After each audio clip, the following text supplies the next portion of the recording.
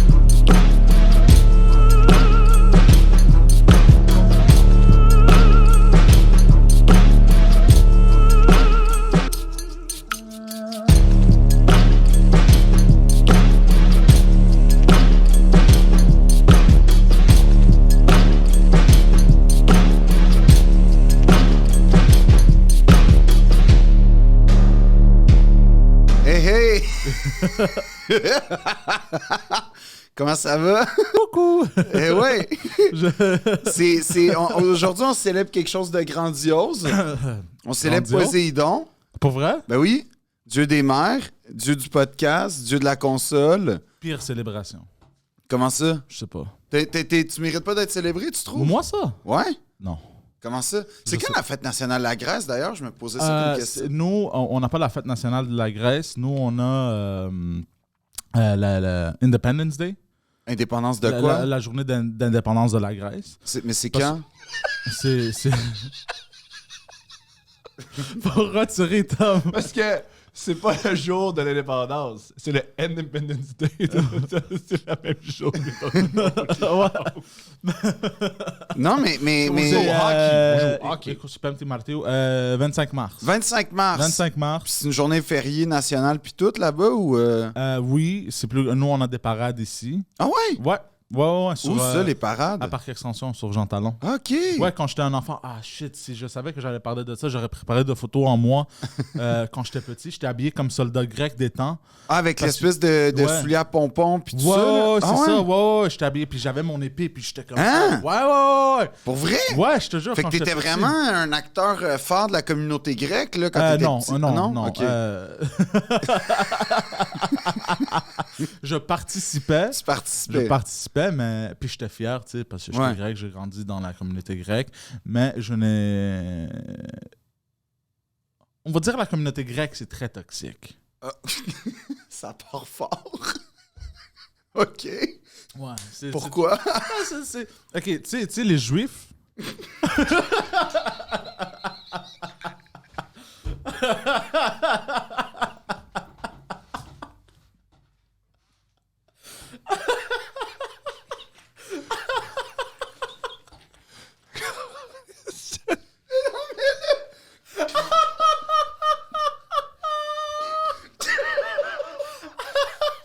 Est-ce que tu veux alléger l'ambiance un peu? Ou...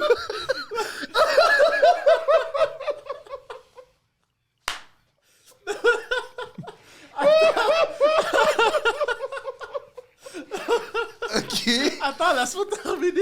Ouais, mais vas-y, mais OK. juste dire que c'était un honneur de participer au podcast. Et retrouvez-moi un jour peut-être au coin d'une rue avec un gobelet Tim Hortons. Mais vas-y, continue. Non, tu sais, je veux dire, eux, leur communauté sont très organisés, sont très unis, sont très... Tu sais, ils s'entraident tous. Oui. Right? Oui, C'est ce que je voulais exactement. dire. Exactement. T'sais, Number one, ouais. Mais c'est ça. Nous, c'est complètement l'opposé. OK. C'est ce que je voulais dire avec ça. Parfait. Non, c'est juste que la prémisse, quand même... Je comprends. Tu pars de... Oui, on est une communauté toxique. Tu sais, les Juifs... Ouais, non, mais non. Fait que... mais je comprends ton point. Autrement dit, mais Mais d'où tu viens en Grèce? De quelle région? Moi, j'étais né ici. Ah, t'es né ici, mais dans quelle région? Ici. Ta famille? Mon père est de Kalamata. Ouais. Et ma mère vient de Nomos Ilias. Ça, c'est où, ça? C'est comme qu'on dit the state of Ilias. C'est nord-ouest. OK. Tu sais, la partie Ouais, la Péloponnèse, l'espèce de main. La là? main, Ouais. nord-ouest. OK. Ouais. Ah ouais. Tu connais-tu, je sais pas si tu connais parce que... Olympie, genre? Ouais, près de là. OK. Ouais, près de là. Tu connais-tu Kilini? Non. OK. Ben, je veux dire, je connais le nom, mais je connais pas... OK. Pirro? Ouais, peut-être. Non, tu connais pas. OK. Non. Ouais, non, ça, il faut que tu sois grec pour connaître tout ça. Hey, Hellas. Hellas. Hey, grec. Moi, j'ai été en Grèce une fois. J'ai adoré, hein? Ouais. C'est un pays exceptionnel. T'es allé où? Olympie, Épidore, Athènes, toutes les villes sur le bord de la tu sais, comme Olympie, c'est quand même proche de la mer à quelques, je sais pas, 1 heure ou 2, une heure à peu près. Toutes les villes proches de la mer. J'ai vraiment aimé le terrain, le stade olympique original, genre, je sais pas si tu l'as visité déjà. Là. Jamais. C'est moins impressionnant que moi, je m'attendais à un genre de Colisée de Rome. Ouais, mais c'est parce que tout est... Ouais, moi, je suis occidental, tu sais, moi, je suis pas juif, Non, mais... fait que je suis pas organiste.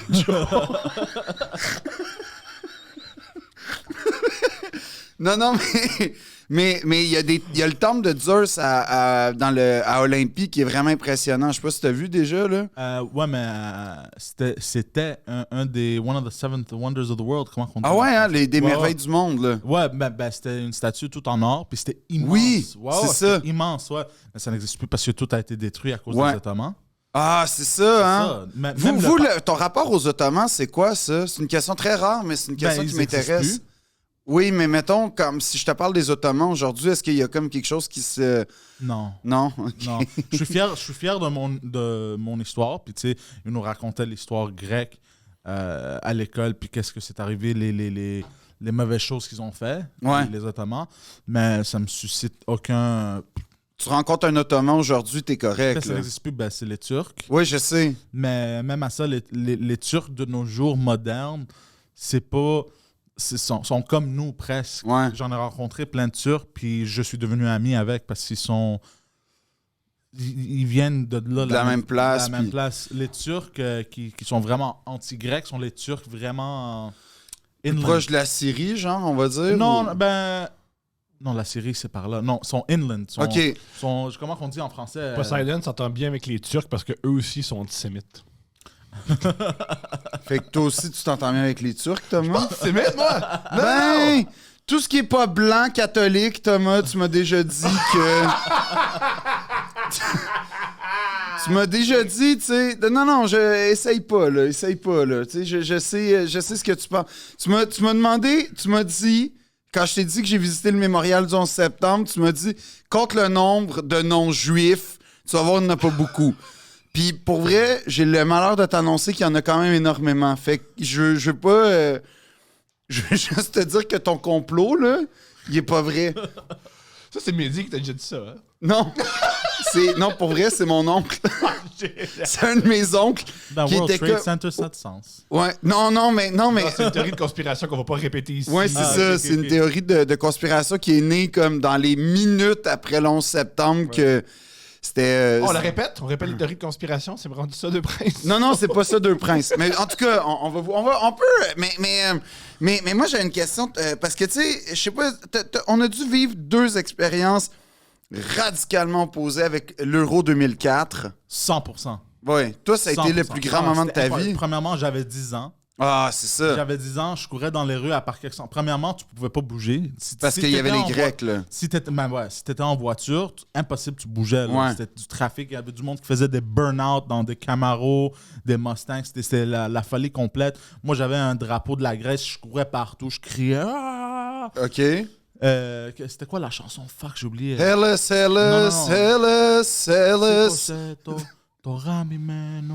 Ouais, je pense que c'était quelque chose comme ça, genre lève-le Non.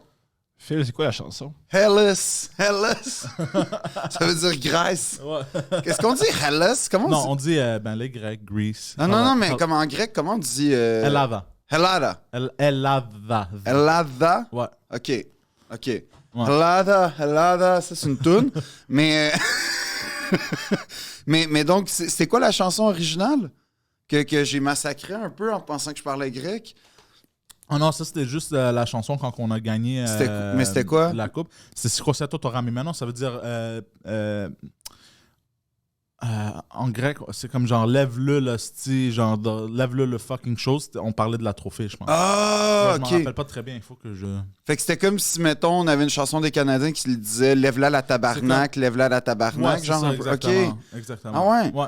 Puis ça, le fait qu'après ça, la Grèce soit incapable de se qualifier pour aucun Euro, pour aucune Coupe du Monde, comment tu vis ça aujourd'hui? Ah, je m'en calisse. OK, parfait. Mais par contre, si jamais ils se rendent loin, je suis excité. Je suis comme, ouais, non, je suis pas... C'est un sport... C'est un sport, mais tu sais, comme... Je veux pas obséder ma vie toi, non? avec les sports. Non. Poseidon est comme moi. Ce qu'il adore du sport, c'est faire des émeutes. Des quoi? Oui, non, mais c'est ça, Ce en que t'aimes fait. du sport, c'est faire des émeutes. Ce que t'es en train de raconter. Ouais, t'aimes l'anarchie. Oui, t'as Ouais, participé à une émeute. C'est ça.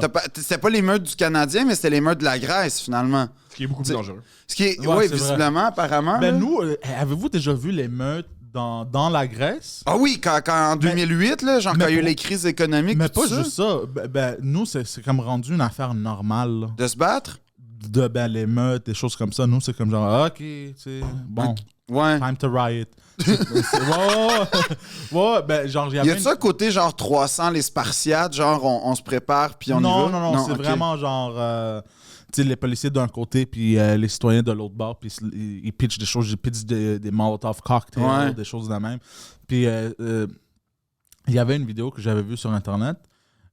C'était un vieux monsieur grec qui était à un arrêt d'autobus puis il s'est fait pogner par accident entre les policiers et Les émeutiers. et les émeutiers.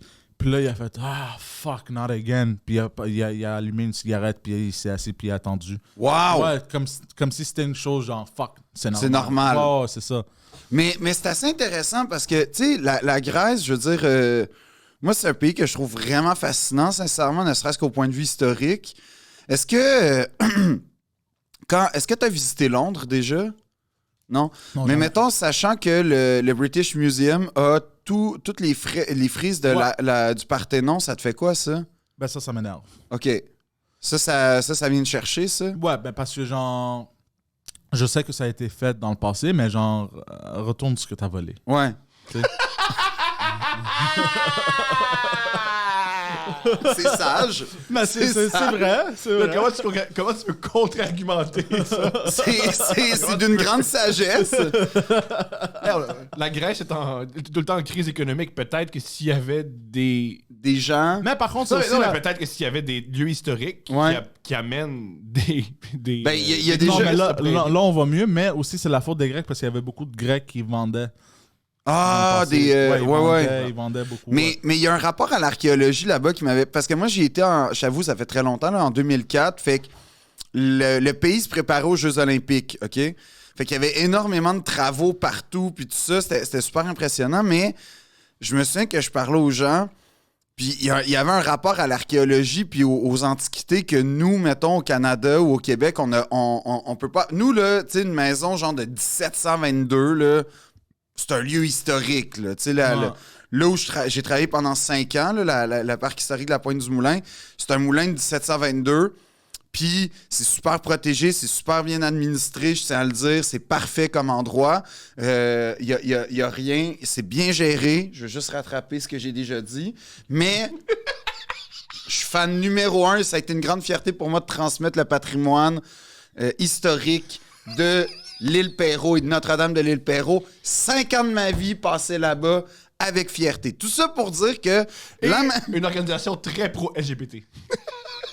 Pour vrai, oui. C'est moi visiblement qui a manqué de sensibilité quand j'en ai parlé. Je tiens encore une fois à m'excuser, mais c'est vraiment à visiter parce que c'est le seul moulin encore actif, en tout cas potentiellement actif en Amérique. Non, mais je fais une pub, hein? Il y a quand même 20 000 personnes qui nous écoutent, dont des gars du chantier, dont des gens en France. Je suis en train d'aider mon alma mater professionnel, Parc historique de la Pointe-du-Moulin. La maison... Attends, Phil. Quoi? Est-ce que tu me promets qu'un jour, on va expliquer ce qui vient d'arriver? Un jour, on va expliquer ce qui va arriver. On va faire une compilation Ça va être une trilogie. Oui. Là c'est le retour de... Ça, c'est l'Empire contre-attaque. Ce que vous venez de voir, c'est le volet 2. Il va rester le retour du Jedi. Oui. Il va y avoir un épisode qui va s'intituler Phil se met dans le trouble sur Internet. Voilà. Et c'est assez hallucinant, ma capacité à me mettre dans le trouble sans savoir et sans comprendre pourquoi, puis de faire après ça, oh non, de tomber en dépression, de penser tout abandonner. Et Mais te voilà? ouais, mais pas serein. Fait qu'en tout cas...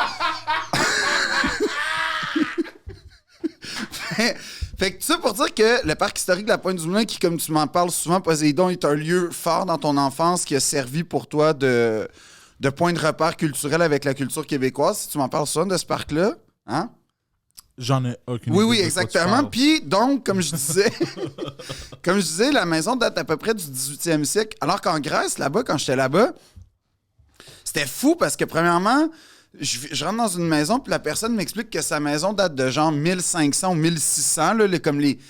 Puis eux, ils habitent là, tu sais, il y a de l'électricité, c'est pas protégé. Puis là, après ça, elle me monte un cossin, mais tu sais, genre une petite affaire, là, une petite figurine à peu près, puis elle dit « Ah, je faisais le jardin, puis j'ai trouvé ça, puis c'était comme un petit artefact dans sa cour. Puis là, moi, j'étais comme, aïe, t'imagines, nous autres, tu sais, on trouve la moindre vaisselle pétée dans les rues, puis comme ça va tout de suite dans un musée où il y a une analyse. Puis eux, en Grèce, je trouvais qu'il y avait un rapport au passé que nous, on n'a pas. Tu sais, que le passé, ça fait vraiment partie du quotidien à quelque part. Là. Tu sais, c'est un peu bizarre comment c'est dit, là.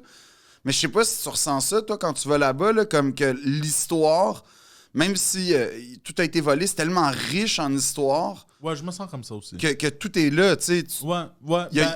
En Athènes, parce qu'ils bâtissaient le nouveau musée. Fait qu'il a fallu qu'ils aient, comment qu'on dit, excavate. Creuser. Il a fallu creuser. Puis là, ils ont trouvé plein de... En fait, la ville ancienne d'Athènes. Ah ouais? Ouais. Puis ce qu'ils ont fait, ils ont bâti par-dessus. Puis ils ont comme, dans le plancher, ils ont comme mis des vitrines. Ah ouais, OK. Puis là, tu marches, puis tu regardes en bas, puis tu vois l'ancienne... Ville Athènes, puis on avait quand même du plumbing dans le temps. C'est-tu vrai? 2500 années, ouais. Mais tu vois genre les canalisations.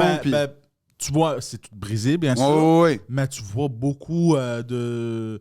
Tu peux voir que peut-être là, c'était une maison ou quelque chose. OK, ouais. Puis tu vois tout, puis ils ont gardé... Même dans le musée, je pense, il y a le plancher, il y a des trous, puis c'est vitré. Tu marches, puis tu vois l'ancienne ville. Fait que nous, c'est... Mais ça, toi, t'es fier d'être grec, si je comprends bien? Oui. C'est quoi que la chose qui te rend la plus fière là, d'être grec? Oh, ça, c'est une bonne question. Personne ne m'a jamais demandé. Oh! On t'a demandé si tu portais des ceintures blanches quand t'allais dans les clubs. On t'a demandé beaucoup de choses, mais jamais... Okay, on va se mouiller avant. On va chacun répondre à la question. Ouais. Phil, qu'est-ce qui te rend plus fier d'être Québécois? Ah, moi, je sais. C'est quoi? Je t'écoute.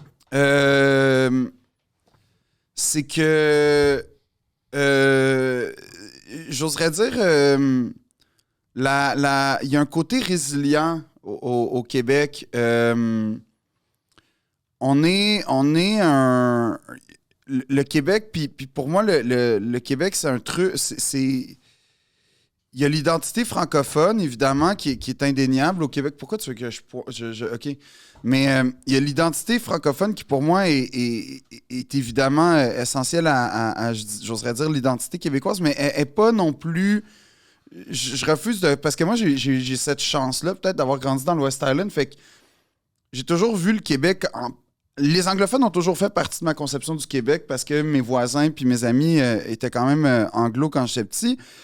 Puis... mais je trouve que ce que j'ai déjà dit sur les Canadiens, c'était ça, c'était que il y a les Canadiens, l'équipe de hockey, c'est qu'il y a un côté où on a toujours été des négligés de l'histoire. On a toujours été mis à côté, proche des gens beaucoup plus puissants, puis pourtant, on existe. Puis je trouve que tout nouvel arrivant qui arrive ici, il se retrouve dans cette situation-là d'être en minorité, comme les francophones l'ont été à travers leur histoire.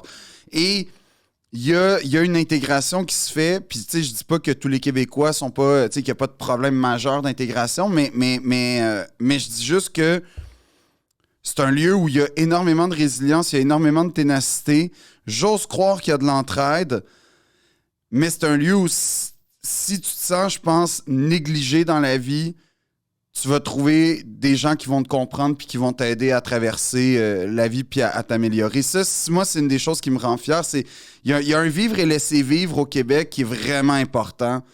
Puis ça me rend très, très fier c'est un des traits du Québec, des Québécois, j'oserais dire, qui me rend vraiment fier. Je sais pas si c'est une réponse complète, là, mais... C'est une bonne réponse, c'est une très belle réponse. Puis je pense que c'est pour ça que je m'entends bien avec les Québécois. Les Grecs aussi, on a toujours été entourés d'ennemis. Ouais, c'est vrai, hein? Fait que nous aussi, on a une résilience, puis on est très rebelles de nature de se faire envahir. Tu sais, juste les Ottomans, ils nous ont... Ils ont essayé de nous rendre esclaves, mais ça ne fonctionnait pas. Fait qu'on s'est juste rendu occupés. On était occupés pendant 400 années, puis ils ont essayé de nous 400 assimiler. ans quand même, hein? C'est beaucoup. Ouais. Puis même à ça, on a résisté, puis on avait comme des écoles underground pour continuer à apprendre le grec aux gens. Parce qu'il fallait parler turc en dehors dans la vie de tous les jours. Sinon, tu te faisais tuer. Ouais. Ah, carrément, là. Ouais, ils te tuaient. Ouais, t'avais pas le droit de parler grec, parce qu'ils voulaient nous assimiler. Ouais, vous assimiler. Nous assimiler, bien sûr. Fait que pour moi, je te dirais, c'est ça aussi. C'est le fait qu'on est rebelle de même que genre, non. Puis tu peux voir tout ça à travers l'histoire, de la Deuxième Guerre mondiale. Ouais. Même si on était une force de rien, techniquement, sur papier, on a dit non aux nazis. Il y avait ça, on a résisté les Ottomans. Si tu regardes à travers les milliers d'années, c'est que ça, notre histoire, c'est de résister puis d'être des rebelles et de dire non. C'est cool, ça. Fait que ça me rend très fier. Ah ouais, hein? C'est ça qui me rend fier. Ouais. Puis toi, Thomas? Moi, ça m'a toujours fait... Ça me fascine la question pourquoi tu es fier de tel endroit. Parce que moi, si tu me poses la question pourquoi tu es fier d'être Québécois, je vais répondre je suis fier d'être Québécois parce que je suis né ici. Si j'étais né au Sénégal, je serais pas fier d'être Québécois, je serais fier d'être Sénégalais. Oui, c'est forcément, t'as raison. Alors moi, ce que j'aime du Québec, c'est qu'on n'est pas très patriotique et c'est super le fun parce que je trouve que le patriotisme, c'est extrêmement lourd. Ben, c'est de l'orgueil, hein, quelque part. Ouais, et je trouve aussi c'est pour ça que c'est aussi facile accueillir des gens sur notre terre parce qu'on n'est pas trop patriotique. Alors tu peux être comme t'es et on t'accueille comme ça ou tu peux vraiment décider du jour au lendemain d'être Québécois, on va t'accueillir comme ça. C'est ce que j'aime le plus d'être Québécois, c'est à quel point on est relax avec le patriotisme. Ouais. Dès que tu voyages aux États-Unis, il y a donc bien beaucoup de drapeaux américains. Hey, les nerfs, tout le monde. Et j'aime aussi, tu sais, souvent on chiale au Québec. Ah, tu sais, au Québec, on est chialeux, puis on fait souvent sur nous autres. Mais il y a de quoi de beau là-dedans. Il y a de quoi de beau dans l'autocritique. Non, puis bien des empires n'ont pas. Comme ça serait bien si les Américains étaient plus autocritiques. Puis ce que tu dis, je trouve que ça me permet de rajouter un point, c'est que je trouve qu'il y a quand même... je veux dire, on est une société qui évolue avec le temps puis qui a vécu avec son temps aussi, ce qui veut dire qu'il y a eu des torts et des failles, là, quand même, majeures. Puis je peux bien parler nommément mettons, du traitement réservé aux Premières Nations. Mais il y a une chose qui est vraie, je trouve, c'est qu'au Québec, quand un groupe, une communauté prend la parole, généralement, je te dis pas, je veux pas parler dans l'histoire, je vais parler, mettons, des années que moi j'ai vécu depuis que je suis né, fait qu'à peu près les années 80-90, là. Ce à quoi j'ai assisté, c'est justement que quand quelqu'un décide de prendre la parole, puis je te dis pas un hurluberlu de même, là, comme quelqu'un qui a, on va dire, une communauté, une collectivité, prend la parole, assez généralement, elle va être écoutée, puis son opinion va être prise en considération, quitte à partir un débat. Mais n'empêche qu'il va avoir quelqu'un va avoir le droit de parler. Il y a un droit de parole, en fait. Puis on a un droit de revendication qui est complètement accepté. Puis quand, je sais pas si on peut dire qu'on a des acquis, mais je pense que il y a des choses, il y a des traits de notre société à laquelle les gens sont pas prêts de renoncer. Je suis à peu près convaincu. Tu sais, le fait que, par exemple, il y ait... Mettons les soins de santé gratuits, de quoi tu parles? Ben, je parle entre autres de ça, l'accès à la santé. Il va y avoir des gens qui vont avoir des idées, par exemple, qui vont se dire comme « Ouais, mais ça irait mieux si c'était un système à 2-3 vitesses, puis tout ça. Puis ça, pour moi, c'est de l'ordre de l'opinion. Mais je suis à peu près sûr que malgré tout, même ces gens-là seraient d'accord pour dire « Ouais, mais il faut qu'il y ait un système qui soit accessible à tous. Il y a des acquis comme ça qui, pour moi, sont évidents, puis que ça fait, malgré tout, une certaine forme de consensus, puis c'est une affaire qu'on va être prêt à défendre à point. Fait que, tu sais, c'est un patriotisme, je trouve que, pour un peu faire un point avec ce que tu dis, je trouve qu'il y a un patriotisme quand même bien placé, parce que c'est un patriotisme qui est on est fiers, mettons, d'Hydro-Québec. On est fiers de notre système de santé. Fiers, entre guillemets, là. Je veux dire, on est les premiers à faire... On est fiers de la gratuité du système de santé. Voilà, on est fiers de ça, mais on n'est pas... Non, c'est ça. Puis on n'est pas fiers de comment ça se passe parce qu'on est tout le temps les premiers à faire... Ben, là, attendu 17 heures, puis c'est vrai qu'il y a quelque chose d'indécent là-dedans, mais il y a quelque chose que je trouve que on s'est créé une société qui prend soin des uns des autres, en fait. Au maximum. C'est pour ça que quand il y a des gens qui se sentent un peu ostracisés, on prend le temps de les écouter. Ça veut pas dire qu'il n'y aura pas des débats puis des crises dans les journaux puis tout ça, mais ça veut dire que ces gens-là ont moins le droit d'écouter, contrairement à certaines époques où carrément tu n'avais même pas le droit de prendre la parole. Fait que déjà, ça, je trouve que c'est quand même un trait positif qu'on pourrait mentionner plus souvent, peut-être, là, je trouve. Poseidon, qu'est-ce que tu détestes des Québécois? Ouais, qu'est-ce que t'as eu? À part la télé. À part moi, mettons. À part Thomas. OK, moi, j'ai travaillé en service à la clientèle beaucoup.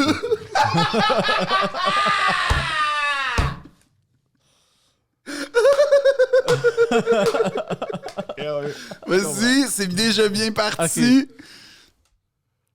Je veux dire, les Québécois... J'aime les Québécois, oui. Mais c'était... on vient d'avoir un je suis pas raciste, mais c'était parmi les pires des clientèles. Les pires. Je le dis, j'adore les Québécois, je les aime tous. Mais quand je travaillais en service à la clientèle et en vente, ça faisait partie des pires des clientèles. Pourquoi?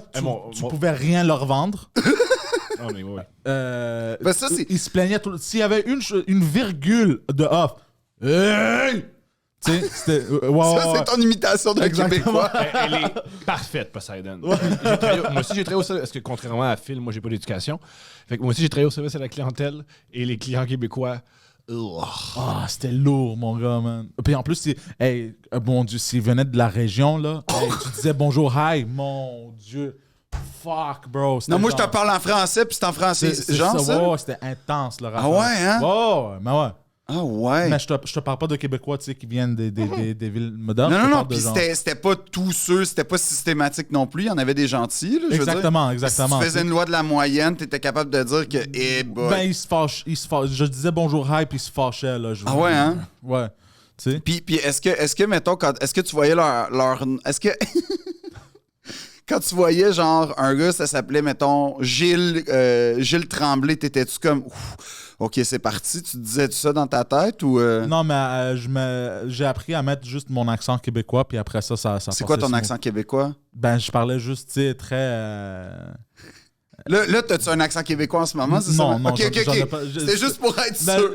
Quand tu me demandes de le faire, je peux pas le faire très bien, mais je disais tout le temps... Genre. Ben attends, on va faire une simulation. OK. C'était juste sans nommer la compagnie. C'était quoi ton service à la clientèle, mettons? La plus récente, c'était en location d'auto. OK. Fait que là, j'appelle, je fais. Mettons, tu réponds. Fait que vas-y donc. Oui, bonjour, salut. Ouais. Puis là, j'entends l'accent, normalement. Ouais. Fait que. Là, moi, j'ai loué un char, là. Fait que. Ça marche pas. Tu peux-tu m'aider? Ah, OK, comment ça marche pas, monsieur? Qu'est-ce qui se passe?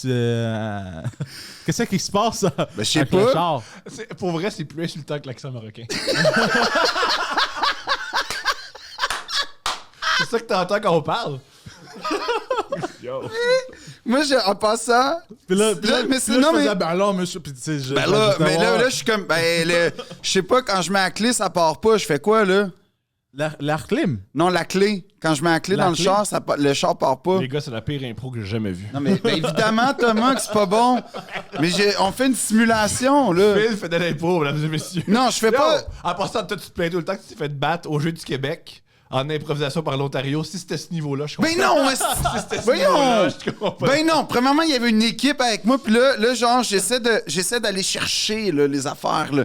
Mais... Je suis un peu gêné aussi. ah là, oui, mais de parler avec l'accent. Mais tu sais qui de parler avec des accents en général, je sais pas, je suis... Mais les Français, moi, il y a une chose que j'aime dans la vie, c'est parce que c'est ma nation, là, la France. Mais là. par contre, l'accent français, je peux le faire très bien. Ah oui? Puis j'adore les imiter parce que j'adore chier sur les Français parce que je Voici les déteste. Les Français? Ouais. Quoi, jeune homme? OK, Pire ben que là, les on va avoir Québécois, une belle... c'était les Français.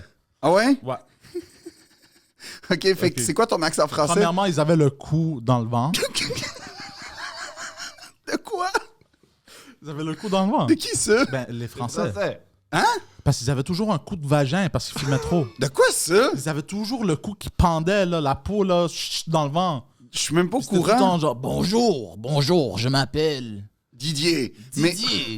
Non, mais putain, oh, non, mais c'est pas possible. C'est Quand quoi je disais- ça? À chaque fois que je disais quelque chose Français, Phil. qui n'était pas français. d'accord. Mais j'aime aussi qu'elle Mais est... parce qu'ils ont le cou dans le vent. Tout est Ben- bon là-dedans. Parce qu'ils avaient le cou qui pendait. T'as jamais vu les Français avec le cou qui pendait? Non? Ben là. Ta famille fume pas, Phil. Non, mais pas juste ma famille, là. Les gens Chaque que... Français qui venait en vacances puis qui louait un char, ils avaient le cou dans le vent, là. Puis à chaque fois que tu disais quelque chose... J'aime que tu dis comme ça. Chaque! C'était systématique! Le gars, il vient de la France, il y va souvent, il en a jamais vu un de même. Il fait non, mais moi, là, je te dis, là, j'ai vu 3 Français louer une Ford, puis ils ressemblent tous à ça. Non, c'était une grosse clientèle qu'on avait, puis il m'énervait, là. Qu'est-ce qui t'énervait chez eux? À chaque fois que tu disais, premièrement, quelque chose qu'il n'aimait pas, comme genre, monsieur, il va falloir juste attendre un peu pour votre véhicule. Ben voilà, moi j'attends, je me fais chier depuis 7 heures dans l'avion. Tu sais, puis là, ça part, là. Non, mais il faisait... mais non, quoi. Mais ce n'est pas possible. Puis là, t'avais le cou qui... Le coup, c'est une obsession, mais sincèrement, le coup, c'est vraiment un trait que j'ai jamais remarqué chez mes compatriotes. Pour Fait que vrai? ouais, non, Tu j'avoue. devrais payer plus attention. OK, je te promets que je vais... S'ils sont un peu plus vieux, ouais, Oui. tu vas le voir. Tu vas le voir beaucoup, ouais. Phil, Ouais. qu'est-ce que tu n'aimes pas des Québécois?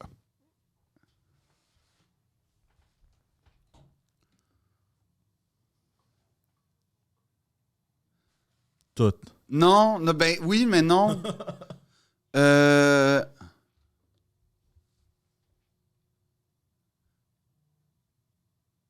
Ben, il y a un côté... Je sais qu'on va couper le silence parce que je veux vraiment prendre le temps d'y répondre. Il est profond le silence, j'aime ça. Mais... On n'est pas à bonsoir, on peut être en silence 2 Et secondes. calice.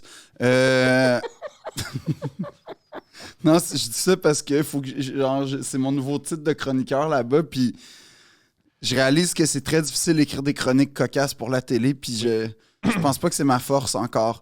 À part ça, c'est peut-être pas toi le problème, mais le médium le problème. Non, c'est visiblement moi le problème. Je me suis assez mis dans le trouble d'envie.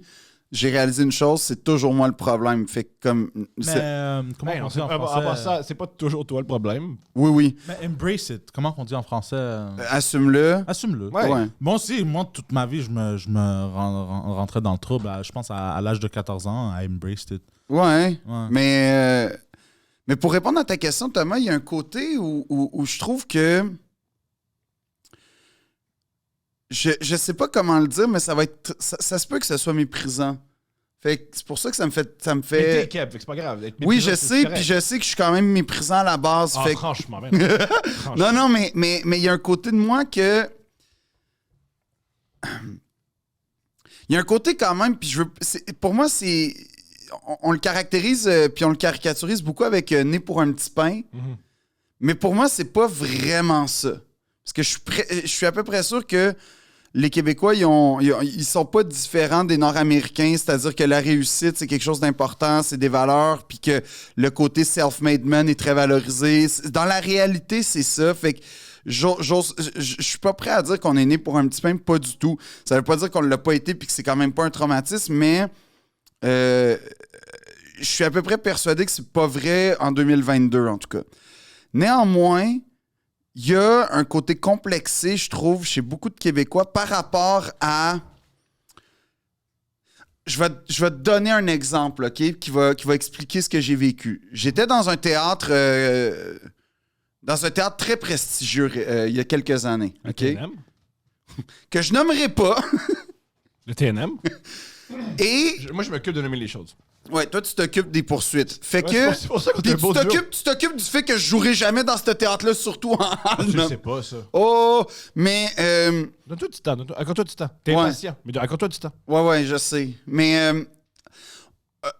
fut un temps où, puis là, paix à son âme, Patrice Chéreau. Tu connais-tu Patrice Chéreau, Poséidon? Non. OK, c'est un Français, fait qu'il y a le coup de même, c'est sûr.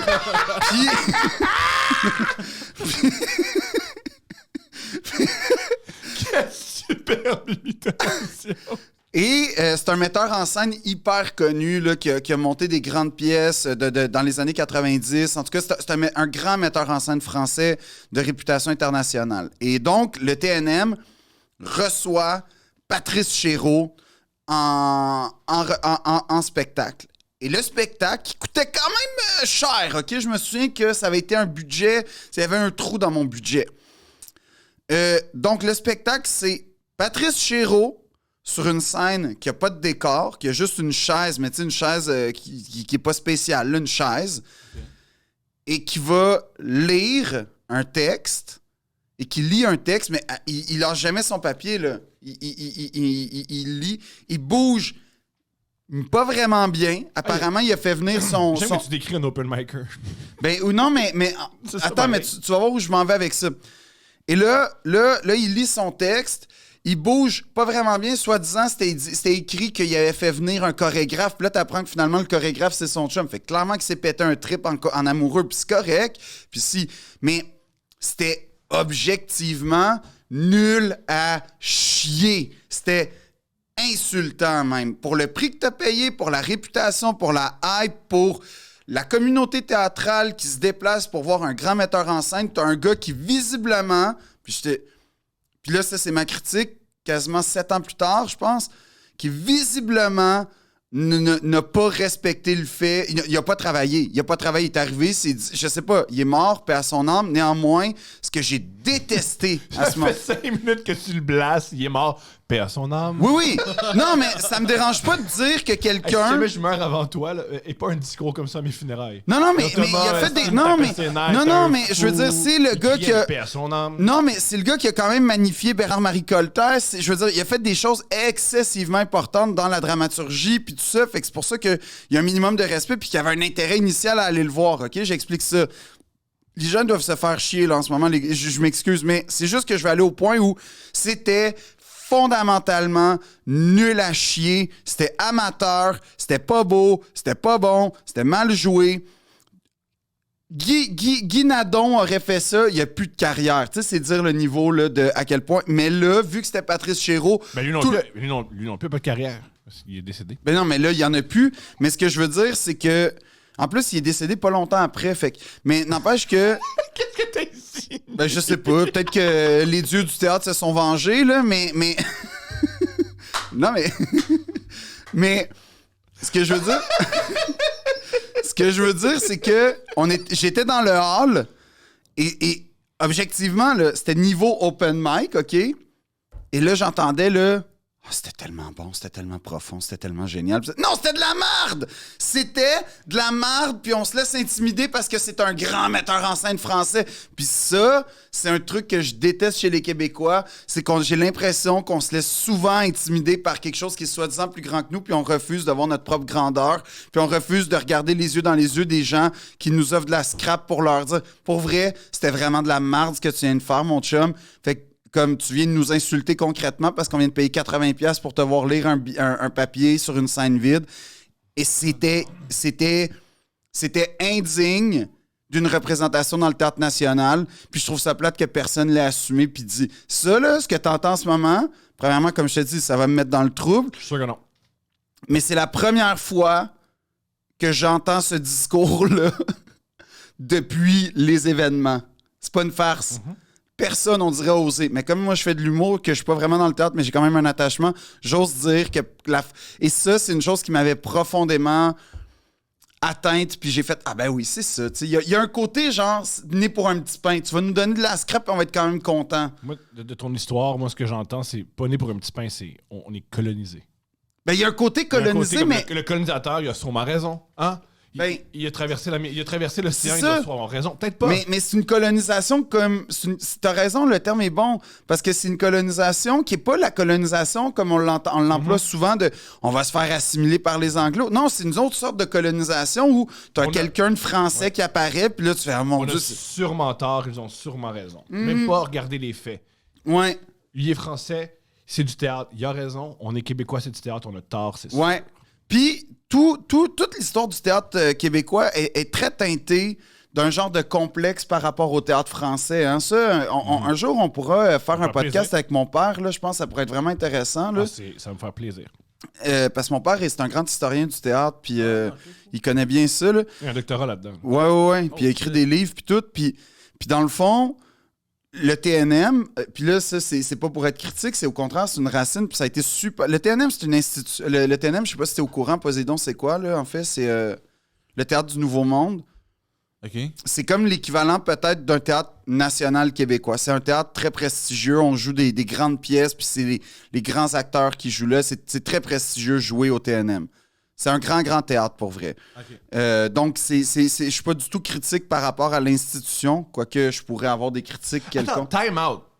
Il faut être critique de ces institutions. Non, mais normal. Ce que je veux dire, c'est que je suis pas critique par rapport au rôle du TNM nécessairement. Je suis peut-être critique par rapport à d'autres choses, peut-être par rapport à des choix artistiques, peut-être par rapport à des choses comme ça, mais je suis pas critique du fait qu'on ait un théâtre national puis qu'on le subventionne parce que pour moi, c'est important. Mais ça fait partie de mes valeurs, puis on pourra en débattre avec des gens pas d'accord avec moi, mais n'empêche que ce que j'essaie de dire par là, c'est que ce théâtre-là, à la base, il jouait un répertoire classique français et on imitait un peu.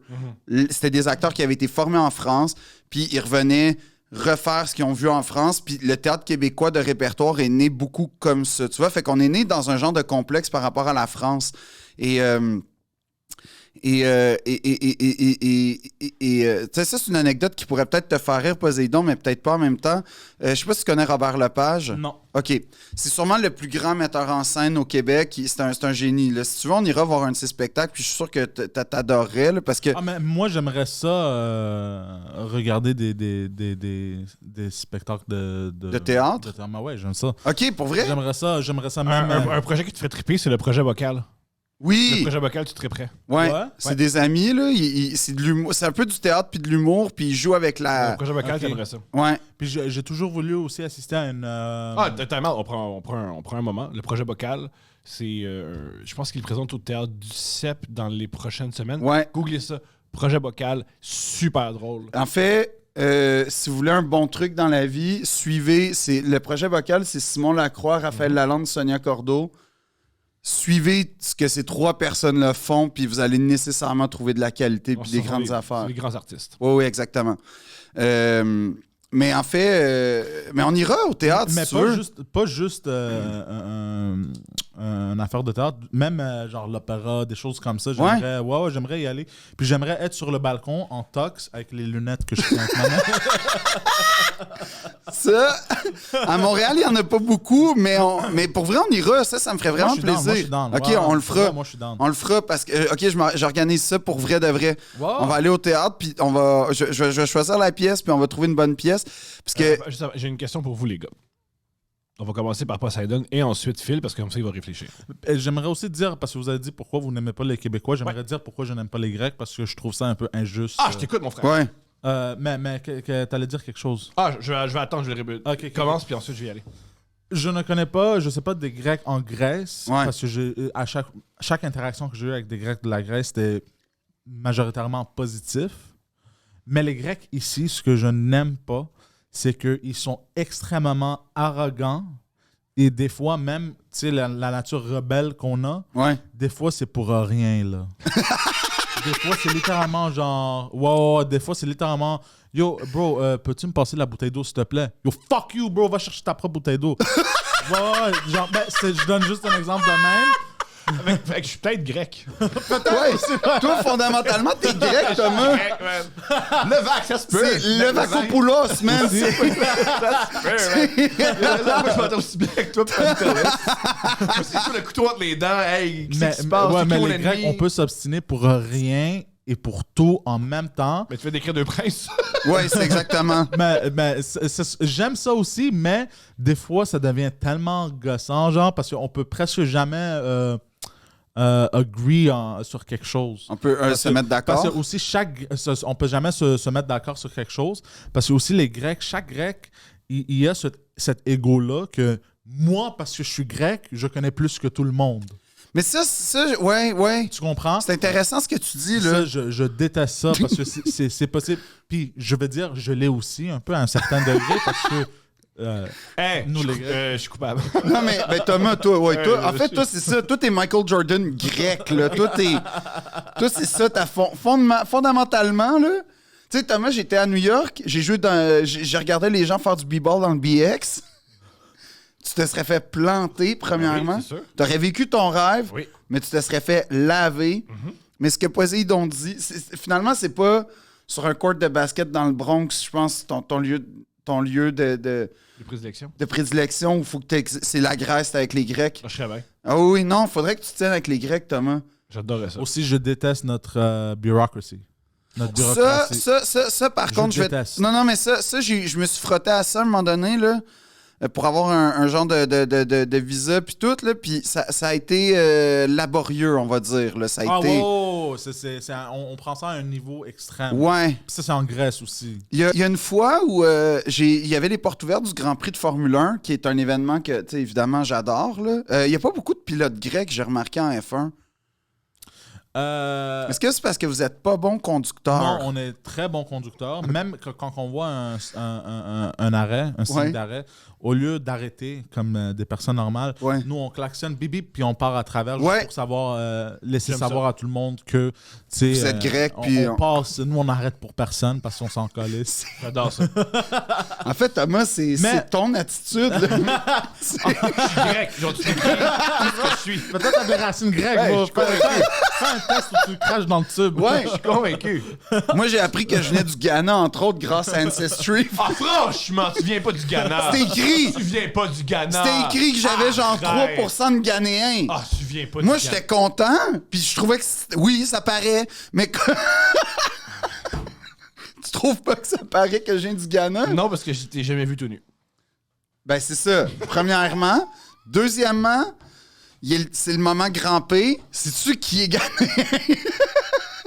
Monsieur Grand P. Fait que j'ai compris mon affection. Mais il n'y avait pas juste grand P, il y avait grand P, grand M. Grand T aussi. Il y a beaucoup de grands. On dirait les Power Rangers des grands. Les Power Rangers, là. Ils se mettent tous ensemble pour faire un humain normal. Sauf que ça fait quelqu'un de 6 pieds. Ouais.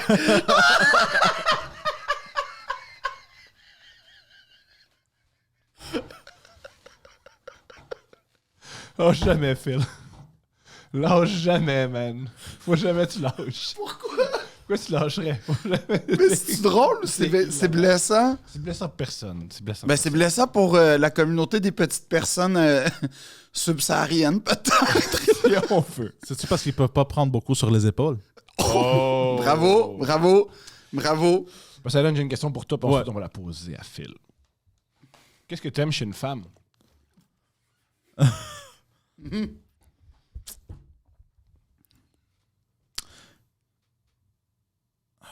Leur vagin. Et voilà. La poésie de la vie. Elle est là. Mettons, tu continuais à dire ce que tu aimes des femmes autres, leur organe génital, où tu peux insérer ton pénis. C'est pas plus loin que ça, mettons. Parce que c'est assez, tu sais, c'est pas la première chose qu'on remarque en général quand on rencontre une fille. Voilà, puis tu dirais jamais ça de ta mère, mettons, tu sais, ou de ta sœur, ou de... Ah, si je parlais de j'ai Juste pas de des sœur. Je sais pas, elle m'énerve. Bon. Pour vrai, là. De mieux en mieux. Ok,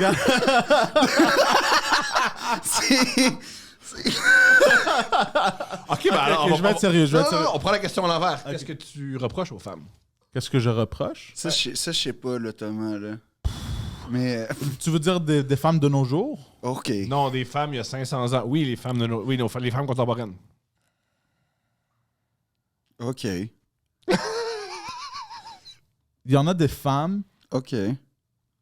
Pas toutes, là. Pas toutes. Non.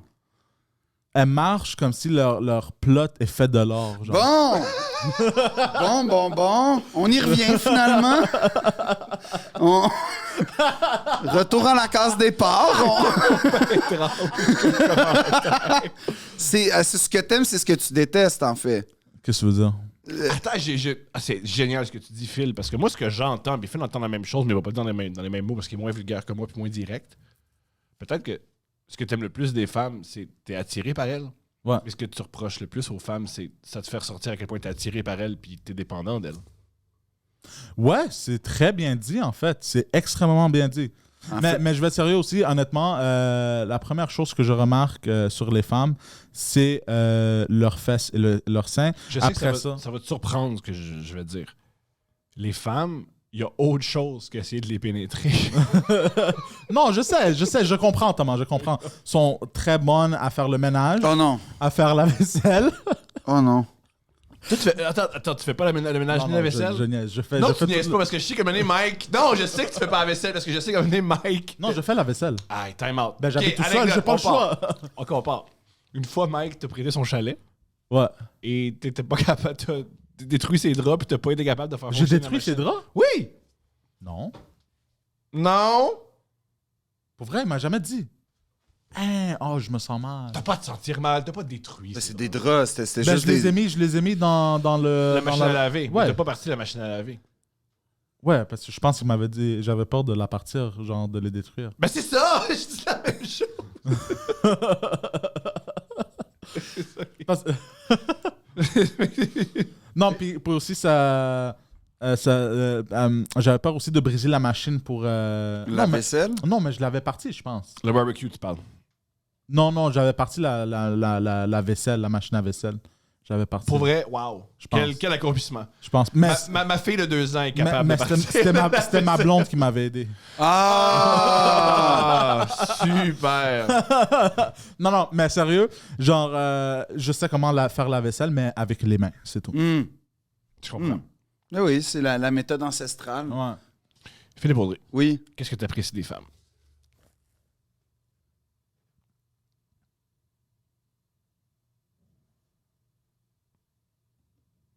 Tout. Ben, il y a... En général, je suis infiniment plus confortable en présence de femmes qu'en présence d'hommes, mettons, à la base. Est-ce que tu sais pourquoi? Non. Ben, premièrement, oui. À l'école de l'humour, quand on a fait la tournée, je dormais dans la chambre des filles parce que j'étais comme, au moins, ça va être propre, ça va sentir bon, puis tout ça, parce qu'il n'y a rien qui pue plus qu'une chambre de gars humoriste en plus un lendemain de arc. Fait que moi, j'étais content d'être avec les filles. Je sais pas ce que j'aime le plus. J'aime vraiment... Ben, c'est difficile à dire parce que c'est comme... C'est vraiment ça dépend des individus. Tu sais, il y a des filles qui me vraiment... elles me déplaisent énormément. Puis il y a des filles qui, au contraire, là, m'en voûtent extrêmement. Mais... Il y a une sorte d'empathie puis de délicatesse en général, un souci du détail chez beaucoup des filles qui sont autour de moi, qui ont une importance dans ma vie, que non seulement j'apprécie, mais que j'admire vraiment. Parce que ça dépasse ça dépasse la minutie, mettons, de quelqu'un qui fait attention de bien... Non, c'est juste un sens concret de... on va faire attention à l'autre un peu. L'autre existe, puis l'autre... Et ça, pour moi, c'est quelque chose que j'apprécie énormément. Après ça, je dois avouer que ben, pour faire peut-être un pont avec ce que Poséidon dit, mais d'une façon peut-être un peu différente, j'avoue que il y a les traits physiques chez les filles m'attirent beaucoup plus que ceux des gars. En fait, je pourrais dire que ceux des gars, 0, puis ceux des filles, mettons, à 10 sur 10. Mais puis peut-être que c'est justement le travestissement de mon regard à travers l'espèce de regard que j'ai toujours posé à travers la poésie où forcément à travers les œuvres qui m'intéressaient. C'était tout le temps des œuvres qui, en général, soit les tableaux, tu vois, ou les poèmes, magnifiaient le corps des femmes. Fait que peut-être que j'ai cette espèce de tendance-là à toujours... Mais c'est quand même quelque chose que je trouve qu'il y a une espèce de volupté, il y a des courbes chez les filles que les gars n'ont pas, que je trouve franchement magnifiques. Ben, c'est sexy. Non, mais vraiment, puis je trouve que, en fait... Autant il y a des gars que je trouve, mais dégueulasses, comme... Puis pas nécessairement des gars genre tout croche, tu sais, comme... Juste des gars que tu fais comme... T'es tellement pas beau, man, va-t'en. Mais j'ai jamais vraiment pensé ça de filles dans la vie, pour vrai. Aucune femme t'a fait... Non, il y a des filles qui m'attirent pas, tu sais, que je fais genre... Ah non, vraiment, tu sais, je sais pas... Pourquoi? Qu'est-ce qui ferait dans une femme que tu n'es pas attiré envers elle? C'est quoi le trait? Réponds pas à ça, Phil. Non, mais je suis capable de dire ce qui m'attire pas en général chez les gens. Puis ça, c'est commun. Génial. C'est... Si tu me décris, on va pas gagner. C'est le monde avec des estis de lunettes bleues carrées, là. Comme...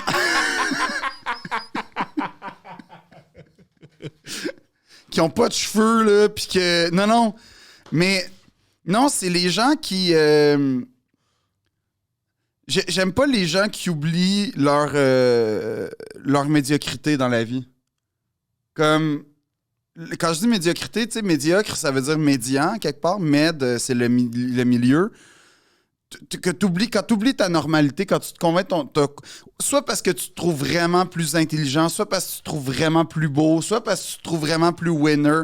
Ces gens-là qui oublient, qui se déconnectent un peu de leur normalité, à chaque fois, ça, c'est le plus gros turn-off que tu peux pas avoir pour moi. C'est quelqu'un qui se trouve, mettons, trop beau ou trop belle, Ouais. trop intelligent ou trop intelligente. Tu sais, ça, c'est vraiment là, quelque chose qui m'exècre.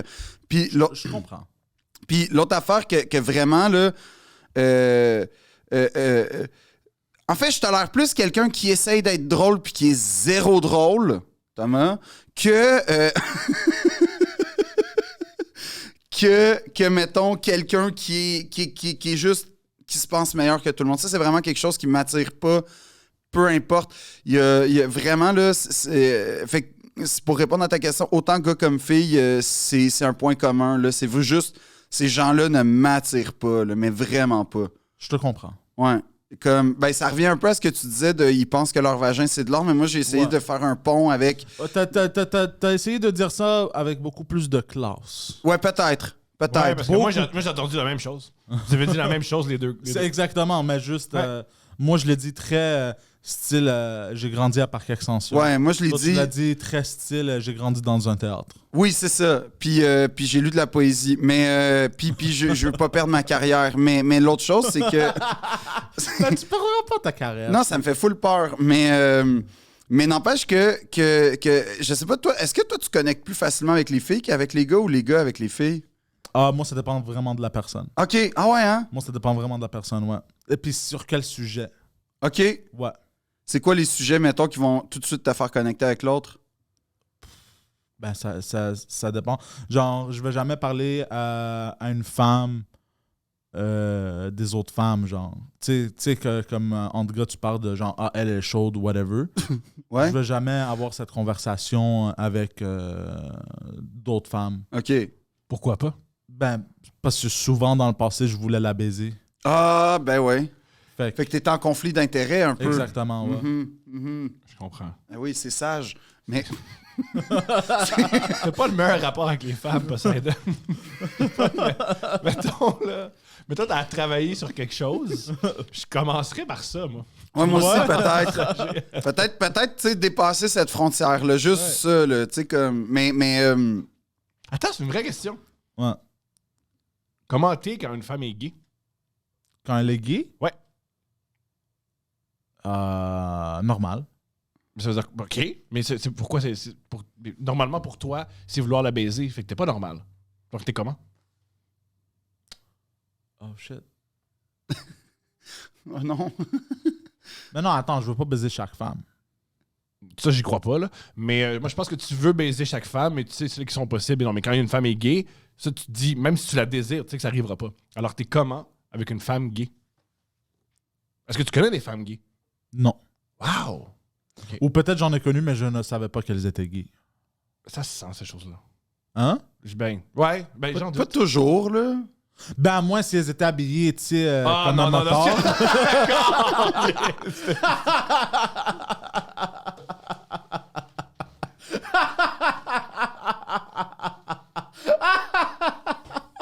Oh non. Je tiens à dire que je me dissocie du dernier segment, mais... Et je condamne les propos qui ont été... C'est génial. Mais c'est intéressant. Peut-être Mais jamais... un truc qui serait génial pour toi, Ouais. passer du temps avec une femme gay.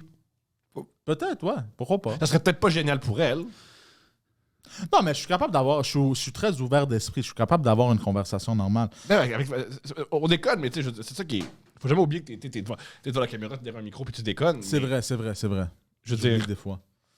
une personne qui tripe sur toi, c'est Stéphanie, puis Stéphanie est super à l'aise avec toi, puis tu vas vous parler. Ouais, mais ça, c'est différent. Parce que c'est la blonde de Parce Thomas. qu'elle est gay. Non.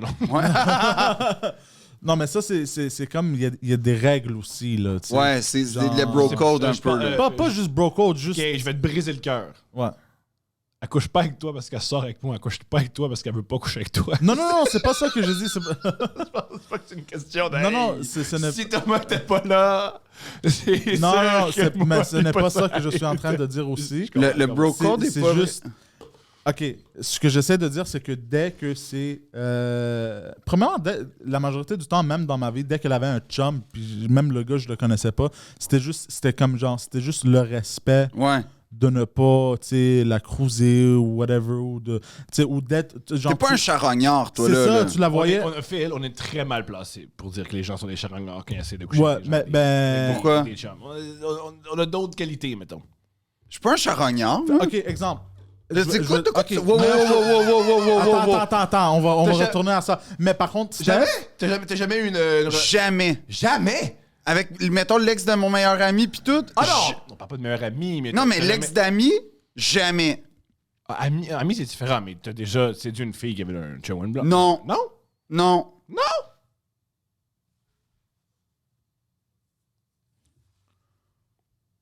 Pas jamais. C'est long, Non. la vie, là. Non. Ah, Ouais, ouais. Come on, Phil! Come on! Ouais, mais attends. Hey, pas d'attente. Non. Oui. Oui, non, mais OK. Hey, Là, je hey, sais de quoi tu hey, parles. hey, hey, Oui, hey, ça vient d'arriver. Oui, OK. Une fois. Mais Bon, il y avait un concours de circonstances. Il y avait un masque. Attends, t'as couché avec une... Non, on va pas aller On va pas aller dans le on va pas détail, aller mais dans- mettons que...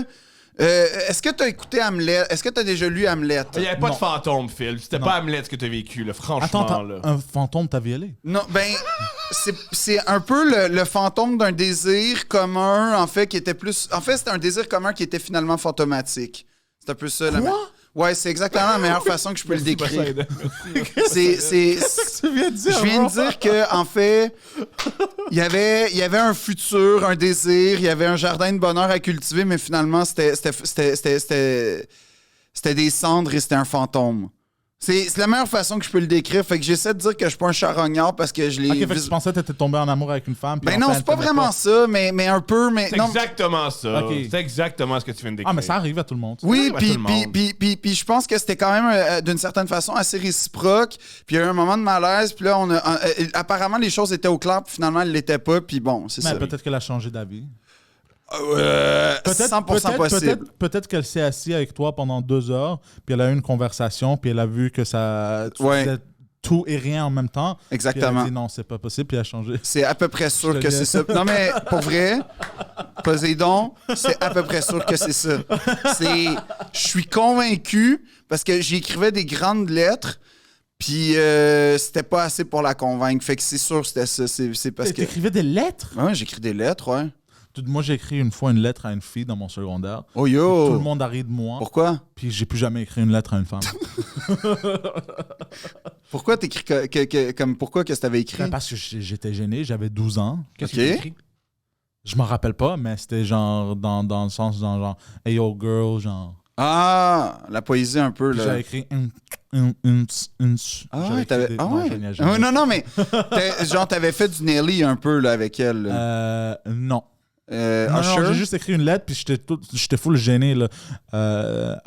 Avant de me dévierger, là, je devenais rouge comme une tomate. C'est quoi qui s'est passé? Parce que là, après ça, t'étais plus complexé, fait que tu... Temps d'arrêt. Peux-tu nous décrire, s'il te plaît, comment t'as perdu ta virginité? Ah, ben je te l'ai déjà décrit, je pense, sur... Dans un char au cinéma? Couple ouvert, je pense. Ah, bon, OK. Ben, c'est la fille avec les doigts de crocodile. What the fuck? OK. elle était Tu fucking- raconte elle ta file. OK. J'avais commencé à faire la boxe à un moment donné, quand j'avais 15 ans, pour perdre du poids. À part ça, meilleur sujet à amener. Hey, c'est comment la première fois que t'as fait de l'amour? J'ai commencé à faire de la boxe. Fait que j'avais perdu beaucoup de poids, puis mon photo de profil sur Facebook dans le temps, c'était moi qui mettais les raps. Ouais. Puis là, il y avait une fille du West Island qui m'a envoyé un message. Beaconsfield, genre? Je sais pas, bro. OK. Tu connais Fairview Mall? Ouais, Près de là, fait que elle était vraiment trash. Pointe-Claire. Ouais, elle était vraiment trash. Fait qu'elle m'a vu, tu sais, elle m'a dit qu'elle a aimé la photo. Puis là, hey, je te trouve cute dans la photo. Non, tu veux chiller, on en a parlé. Une chose a mené à l'autre. Puis. Là, t'avais quel âge à ce moment-là? 15. Ah, quand 15 même, ans. OK. 15 ans, je pense. Wow. Ouais, 15 ans. 15 ans, j'allais devenir 16. Fait que j'avais 15. C'était en printemps. OK. Non, c'était pas printemps encore parce qu'il faisait quand même. La neige fondait, mais était encore visible. Ouais. OK? Il y a un paysage un peu néliganesque, là, j'aime bien. Là. C'est pas Néliganesh, je t'en C'est quoi prie. des Ganesh? Ça vient de Néligan, tu sais, comme la neige a neigé, soir d'hiver, puis tout. J'aime le paysage que tu décris. Oh non, parce que c'était sale, c'était genre très industriel. Parce que là, pour prendre. Ah, OK. Il a fallu que je prenne l'autobus pendant 2 heures. Oui, c'est quoi? C'était pas la Je m'en 121? rappelle vraiment en pas, tout cas, bro. ouais. Mais j'avais mon LG Rumor 2, là. Puis là, je la textais. Puis tout. Yo. Puis là, j'étais dans le bus, puis j'étais nerveux parce que. Est-ce que tu savais que ça allait se passer? Un peu, ouais. OK. Je l'avais comme ressenti parce qu'elle avait montré trop d'intérêt. Puis là. Par trop d'intérêt, tu veux dire des photos d'elle? Non, même pas. Ah, même pas? Même pas. Mais juste genre, je te trouve cute. Puis elle m'avait pas dit, je me rappelle pas qu'est-ce qu'elle avait dit exactement. Pardonne-moi de t'interrompre, il faut que je pose la question. Correct. Phil, as-tu déjà envoyé une photo de toi nu-graine? Jamais. Jamais. C'est quoi le plus de peau que t'as montré? Le haut de mon torse. T'as déjà monté plus. Il y a des vidéos de toi où t'es en chest sur Internet. Ah, OK, oui, non, mais tu veux dire à une fille, là? Oui. Le haut de mon torse. C'est tout? Ouais. Comment ça? En sortant de ma... Ben, je suis très pudique, Thomas, au cas où t'aurais pas réalisé ça depuis le début, là. Je sais Mais t'as pas. jamais envoyé des photos de toi tenue? Jamais. Premièrement, c'est laid des dick pics, là, on va s'en parler. Mais attends, c'est les laid. femmes qui aiment les pénis, Juste qui si aiment tu la ça. tiens de même, ouais, c'est laid, mais il faut rendre ça artistique. Moi, Non, je suis d'accord. écoute-moi bien. On t'écoute. Moi, OK, une fois, OK, mon meilleur œuvre de dick pic que j'ai envoyé. Chez moi, il y a le miroir où tu mets tes manteaux, right? Ouais, C'est ouais. une porte qui glisse, puis c'est un miroir. Ouais. OK? Mais là, à gauche du miroir, il n'y a plus de miroir. Fait que là, j'ai comme pris un boomerang où je marchais devant le miroir, puis je lâchais ma graine, puis elle faisait comme un swing, là. Puis là, parce que c'était un boomerang, c'était genre en infinite loop. Fait que ça faisait tout, genre moi qui rentrais Une devant balance, le miroir, là, ouais. puis ma queue qui faisait de même, Ouais. puis que je retournais dehors du miroir, puis que je retournais, fait que c'est un loop infini. Ça, c'est mon meilleur Mais œuvre je pense que je l'ai vu à la semaine de la critique de Cannes, cette œuvre-là. Ouais. Stanley Kubrick serait fier. C'est... Non, j'ai jamais... Jamais? Jamais. Je te crois pas. Je te jure. Jamais, même pas Jure. genre... Non, moi, je le crois. Plusieurs fois, je dis je crois pas Phil. Je crois Phil, il a jamais fait ça. Non, je ouais? te jure. Je suis pétrifié par ce qui s'appelle le print screen. Mais t'as un Ah, mais gigantesque t'envoies pénis. ça c'est quoi sur ta part? Snapchat. Ouais, pis si t'as un gros pénis, t'as rien. Ouais, t'as un gros pénis. Là, ça, c'est la théorie. Ça, c'est la fanfiction de Thomas. Mais aussi, tu mets jamais ta face dedans, bro. Comme Non, ça, c'est tu peux tout... excitant. Tu montes ta face. Tu fais yo, j'ai pas peur, moi. Non, mais... C'est non. vrai, mais aussi, tu montes jamais Mais ta face. tu vois, pour il dire dans le- y a eu un documentaire sur la... Tu mets jamais tes tatous dedans, tu sais, si t'as des tatous. Non, ben moi, j'ai juste... Ben, c'est ça l'affaire, c'est que moi, il y a un tatou, mais sur mon affaire, c'est comme une... Sur ta queue? Ouais, Non, ouais. C'est une tête de requin, genre. tu niaises. Non? Il ment. Non? Effectivement, le gars qui aime le TNM et qui défend le théâtre national québécois a pas un requin sur le pénis. Mais en parlant des tatous sur le pénis, avez-vous vu les condoms que tu déroules sur ta queue, puis quand t'as terminé de baiser, c'est comme un petit tatou de dinosaure? Ouais. Ça, c'est cool. Ça, c'est cool. Ça, c'est cool, ouais. Ça, c'est... Qu'est-ce que tu fais avec ça? T'es comme, hey, check, il y a un dinosaure. T'as un dinosaure sur ta queue. Puis ça, c'est cool. C'est extrêmement cool. Mais c'est parce que, OK, moi tu vois, regarde, ça peut encapsuler mon malaise, OK? Parce que, OK, je comprends. Dans le sens où tu mets le préservatif, OK, tu vis la festivité, tu retires le préservatif, là, tu fais, hey, regarde, il y a un dinosaure. Il y a un T-Rex, ouais. Un T-Rex. Là, ah ben ouais. Et là, après le ah ben ouais, là, qu'est-ce qui se passe? Il y a un malaise, là, tu te sens tweet. Tu là, laves ton pénis? Oui, c'est ça, mais c'est tout ça que je suis comme, ça vaut pas ça. Ça vaut pas, l'après vaut pas le wow. Moi, c'est comme ça que je calcule ma vie. Et Je pense que t'as raison. Philippe Audrey. T'as jamais envoyé des photos de toi nu. Je Non. te crois. J'en suis convaincu. le plus que j'ai fait, pour vrai, c'est, mettons, une photo de moi en sortant de la douche, puis je suis comme en début de torse, là. Ça, c'est le top. Puis, tu sais, j'étais comme, faudrait pas qu'on trouve ça. Mais c'est cochon parce que. C'est cochon parce que. Comme tu dis, j'ai un esti de pec, là, de En gars plus. hot, là. En plus. Ouais, Par contre, ouais, Philippe Audrey, ouais. as-tu déjà reçu des photos de femmes nues? Ça, c'est oui. Ça, tu peux pas me dire non. Si tu réfléchis, c'est clair, c'est oui. Pas tant. Pas de temps, ça veut dire oui. Mais non, pas vraiment, en fait. Attends, c'est pas c'est oui Non, ou non, ce c'est que pas j'ai vraiment. reçu. Non, mais je vais t'expliquer pourquoi. J'ai comme une j'ai une genre de boîte de messagerie un peu publique. Fait que je contrôle pas qui m'envoie. Ah, ok. Puis des fois, j'ai reçu des affaires que je suis comme, hop, pépé, tu sais, comme si c'est arrivé. Est-ce que tu caches tes yeux? Non, mais ce qui Que arrive. quand Ben, tu en ouvres, tu fais, fait, oh non. je vais te dire, j'ai plus reçu de dick pics que de photos de filles, mettons, frivoles. Mais. Je comprends. Pour une proportion de genre. 10 contre 1? Peut-être pas 10 contre 1, mais mettons. 5 contre 4-5 contre 1. God damn. Ouais. Les hommes qui t'envoient des photos de pénis, est-ce que tu penses que c'est leur vrai pénis ou c'est des pénis qui pognent sur Google Images? Thomas, j'ai pas mené l'enquête en faisant un reverse search. Fait que je le sais pas. Tu sais, j'ai pas extrait la photo, la mettre sur. J'ai pas fait ça. Attendu. Il y a pas eu ce processus-là. Ça avait l'air d'être des photos réalistes. Une fois, par contre, c'est vrai que t'as raison, parce qu'en arrière, Ah, si, bon. Quoi? il y avait un. Ah, si, bon, quoi? Il y avait un sac de Tagada, puis j'ai fait, ça c'est français, puis j'ai fait, non, tu t'appelles pas Richard Marois, puis tu manges des Tagada comme à Bédurfé. Ça se peut pas. Fait que j'ai fait, ça c'est après moi, il y a une embuscade ici. Mais j'ai remarqué que c'était beaucoup c'était pas des jeunes aussi en passant qui m'envoyaient. Les femmes vont être d'accord avec toi. Souvent, c'est des vieux gars qui font ça. C'est ça. Puis. Je suis un vieux gars. T'es Ouais. un vieux gars, toi? Toi, tu t'appelles Michel? Non. OK. Comment t'aurais voulu t'appeler sinon si tu t'étais pas appelé Poséidon? Ben, comment tu veux que tu t'appelles autre chose? C'est le meilleur nom. Ben, moi, au je me monde. serais appelé genre Luc Cyr. Toi, là. t'appelles Philippe Audrey, la rue Saint-Jacques. Ben Je voilà. peux comprendre que des fois, tu fantasmes à pas avoir mal à la main après avoir écrit ton nom, mais Poseidon, c'est parfait. Ouais. Mais t'aurais choisi aucun nom? Nikos? Si je pouvais choisir Ouais. mon nom, Ah. Nikos? C'est parfait, son nom. Costa? De toutes les choses qui a... ça, il faudrait que j'y pense pendant longtemps. De toutes les choses qui a changé sur Poseidon, son nom, c'est comme la dernière affaire. Ouais, ça, je suis d'accord. Ouais. Je suis d'accord. Surtout que ça te permet d'avoir Attends, un j'ai beaucoup de trident. choses à changer. Pas tant. Mais Mais peut-être ton rapport aux femmes. Mettons Peut-être ça. Ton peut-être- rapport aux homosexuels. peut-être ça aussi. Peut-être ton rapport à la communauté juive. En fait, ton rapport aux autres en général. Ouais, en fait, En c'est fait, ça. mon rapport à tout le monde, en fait. Ouais, mais il y a une chose qu'il faut pas que tu travailles. Ton accent marocain, Ah ça. non, ça, c'était rendu. Ça, Ça, tu changes rien. ça c'est. Tu ne touches à rien.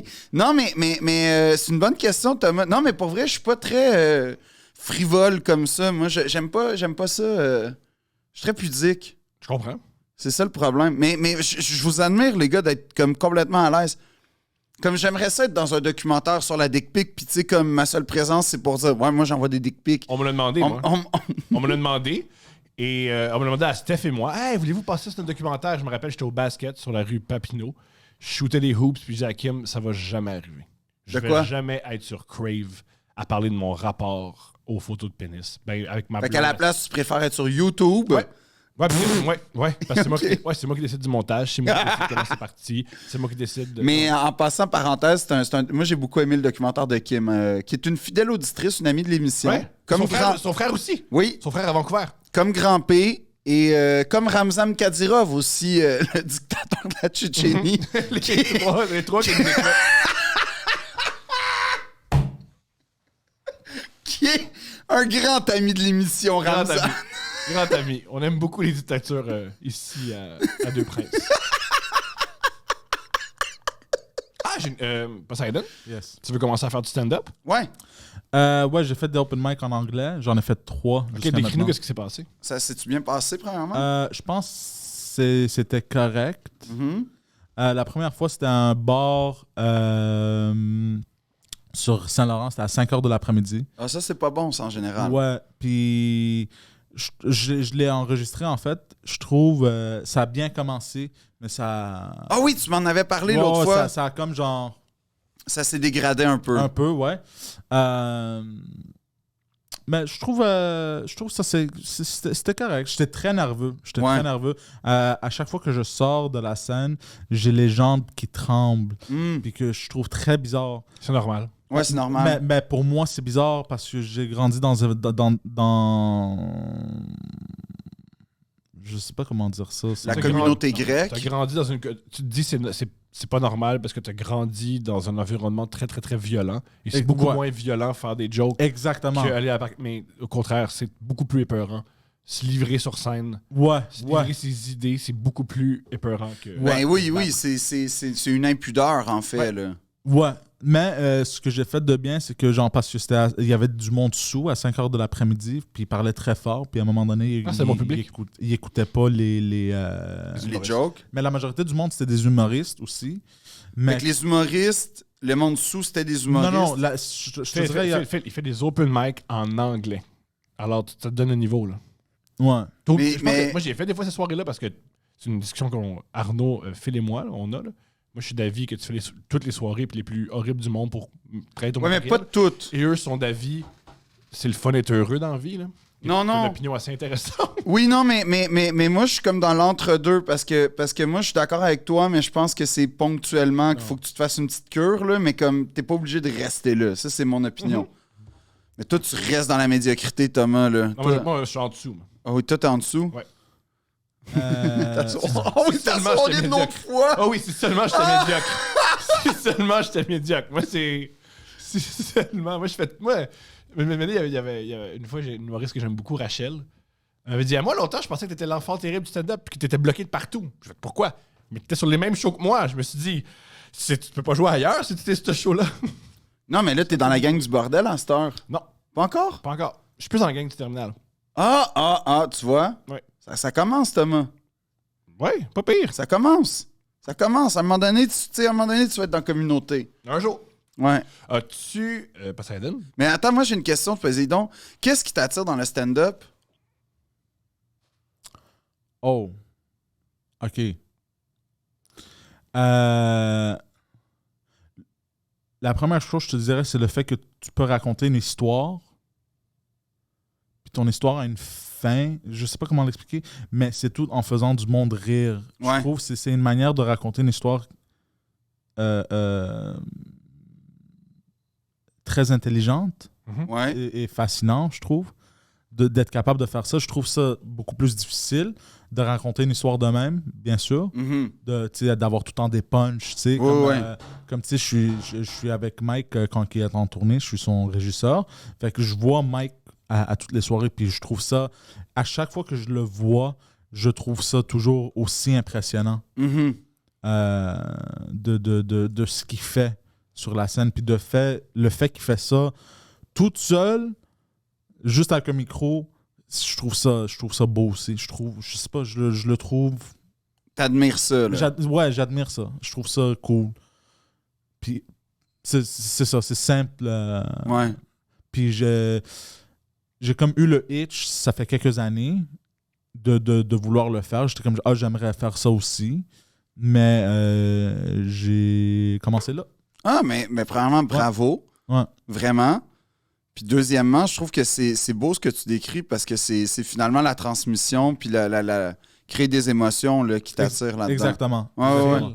Qu'est-ce qui t'attire dans le stand-up? Ben, pas loin de ce que dit Poséidon, en fait. Il y a comme une... il y a une pureté dans le stand-up, je trouve que en fait, il y a, dans le puis ça, peut-être Poséidon, mais Thomas aussi, là, vous êtes d'accord, là, c'est qu'il y a une... Il y a une pureté dans le stand-up dans tous les sens. Premièrement, tu sais, t'as pas besoin vraiment de décor dans un stand-up. Tu peux en avoir un si tu veux. Puis... Tu l'inventes avec tes mots. Mais en fait, c'est ça, c'est que c'est vraiment un art oratoire. Puis il faut que tu mettes... En fait, ce que j'aime du stand-up, c'est que je trouve que c'est vraiment proche. Puis je sais qu'il y en a qui sont vraiment pas d'accord avec moi, mais moi, je trouve que c'est vraiment proche de la poésie. Tu sais, dans le sens où... Faut choisir ses mots, faut trouver son rythme, faut trouver son style, faut trouver ses syllabes. Moi, j'ai amélioré mon écriture de stand-up quand j'ai commencé à être obsédé par le nombre de syllabes que j'utilisais. Tu commences à... Puis tu sais, là, ça commence à être ce qu'on dit du fine-tuning, là, dans le sens où tu commences à jouer dans les détails, que là, tu réalises que tel mot sonne mieux puis est mieux rythmé que tel autre mot que... Non. Tu sais, je veux dire, maintenant, tout de suite, ça sonne pas pareil, puis c'est pas le même genre de personne, fait que tu commences à jouer là-dedans. Un cave, c'est pas un con. Ouais, exactement. Puis il y a de la broderie, en fait, dans l'humour, je trouve, dans l'art du stand-up, que c'est vraiment facile d'oublier quand tu vois les clichés de « Hey, par applaudissement », mais quand tu te penches vraiment sur l'art. Puis l'autre chose que j'aime, c'est qu'il y a donc, t'as tout le rapport aux mots qui est ma grande passion, mais l'autre chose que j'aime, puis ça, c'est vraiment, je trouve que c'est une chance et une malchance, mais c'est surtout une chance. L'humour, il y a une réelle justice. Dans la mesure où, si ça marche pas, ça marche pas, puis c'est pas... c'est à toi de faire en sorte que ça marche. Dans le sens où... T'es le seul à parler. T'es le seul à parler, puis ce que je veux dire, c'est que on a tous vu dans la société des affaires d'un fils de qui est pas vraiment bon, mais qui a quand même un fils de pute? Peut-être, mais non, mais tu sais, un enfant qui a un poste important ou une grosse job, ou tu sais, comme, mais qu'il n'y a pas un talent discernable, ou il n'y a pas, tu sais, on se dit, t'es là à cause de tes parents. J'avais raison, un fils de pute. Ben, peut-être, mais en humour, t'as beau être le fils de qui tu... Tu sais, je donne l'exemple de... je comprends. Le fils de Mike, là, il y a Mike qui n'a pas d'enfant, ou le fils de Louis-José qui n'a pas... Tu sais, comme... Ce que je veux dire, c'est que t'aurais beau être le fils de... Martin Matt, j'espère que son père va lui dire... J'espère que t'as d'autres passions que l'humour. Non, mais en fait, tu peux en avoir... Ben là, t'as raison, c'est difficile, mais je veux dire... Tu peux avoir une passion... Tu peux être le fils d'un humoriste et être le fils de quelqu'un de connu, mais... Si ça marche pas, mais si ça marche pas en humour, tu vas faire peut-être un circuit d'open mic, mais ça lèvera pas. Tu n'auras pas une grande carrière parce que tu es le fils de. En art, déjà, c'est difficile. Être le fils de, des fois, des fois, c'est un avantage, surtout quand tu commences. C'est un avantage quand tu es. En art, généralement, corrige-moi si je me trompe, c'est un avantage quand tes parents sont placés dans le milieu, mais sont pas connus. Quand tu as des parents puissants dans les coulisses, ça aide énormément. Ben oui. Des parents producteurs. Tu sais, oui, il y a beaucoup de... Oui. Ou si t'es acteur et ton... Ben, tu sais, mettons Léa Seydoux, entre autres, l'actrice française, tu sais, son grand-père a fondé, je pense, c'est Pathé Télévision, qui est le plus gros producteur-distributeur de films français. Cela aide. Ben là, c'est sûr. Mais même quand tes parents, c'est, mettons, des gens très connus, ne serait-ce que toutes les affaires vraiment laborieuses du début de se trouver un agent, fréquenter le milieu des auditions, tout ça, c'est quelque chose qui fait déjà partie de toi. Fait que tu te sauves quand même quelques étapes vraiment importantes au début qui sont vraiment stressantes puis qui sont souvent les étapes où ça passe ou ça casse. Ouais. Fait que ça aide. En humour, ça sert à rien parce que OK, oui, tu vas avoir fréquenté peut-être les milieux de l'humour bien comme il faut puis les scènes, mais reste que un micro, le contact avec le public, tu le sais, tu l'as vécu. Peu importe d'où tu viens, si tu fais rire, ça marche. Si tu fais pas rire, tu seras pas réinvité. Puis ça, c'est une affaire que j'aime vraiment dans la culture du stand-up. C'est le rejet. Pas le rejet, la justice. Il y a deux affaires, il y a deux moments dans la vie où je trouve que il y a deux disciplines que j'ai pratiquées où j'ai fait là, il y a une vraie justice, une genre de vraie méritocratie, si on veut dire. Là. C'est le stand-up et le théâtre pour enfants. Les enfants, là, tu peux pas tricher avec eux.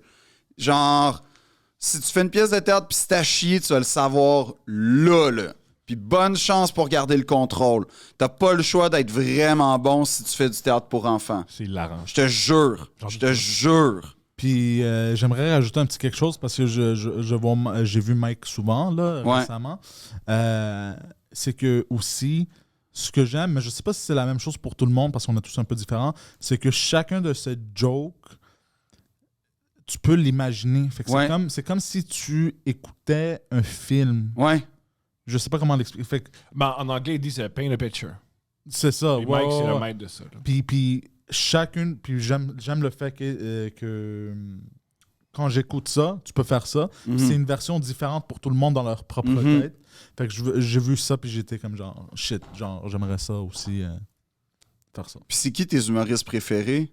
Présentement, Ouais.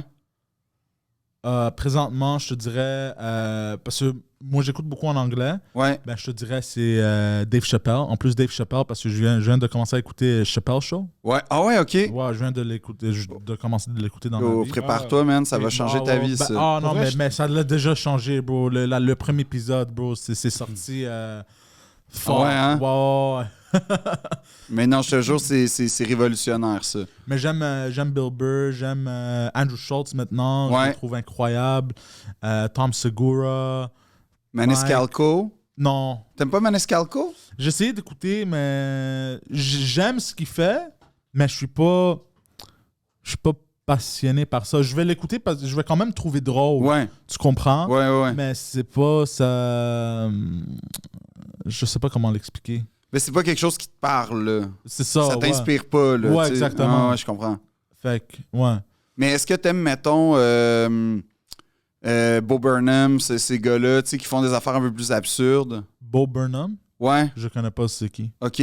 Ben, c'est comme un humoriste qui fait de l'humour très, très, très particulier, là. OK. Comme...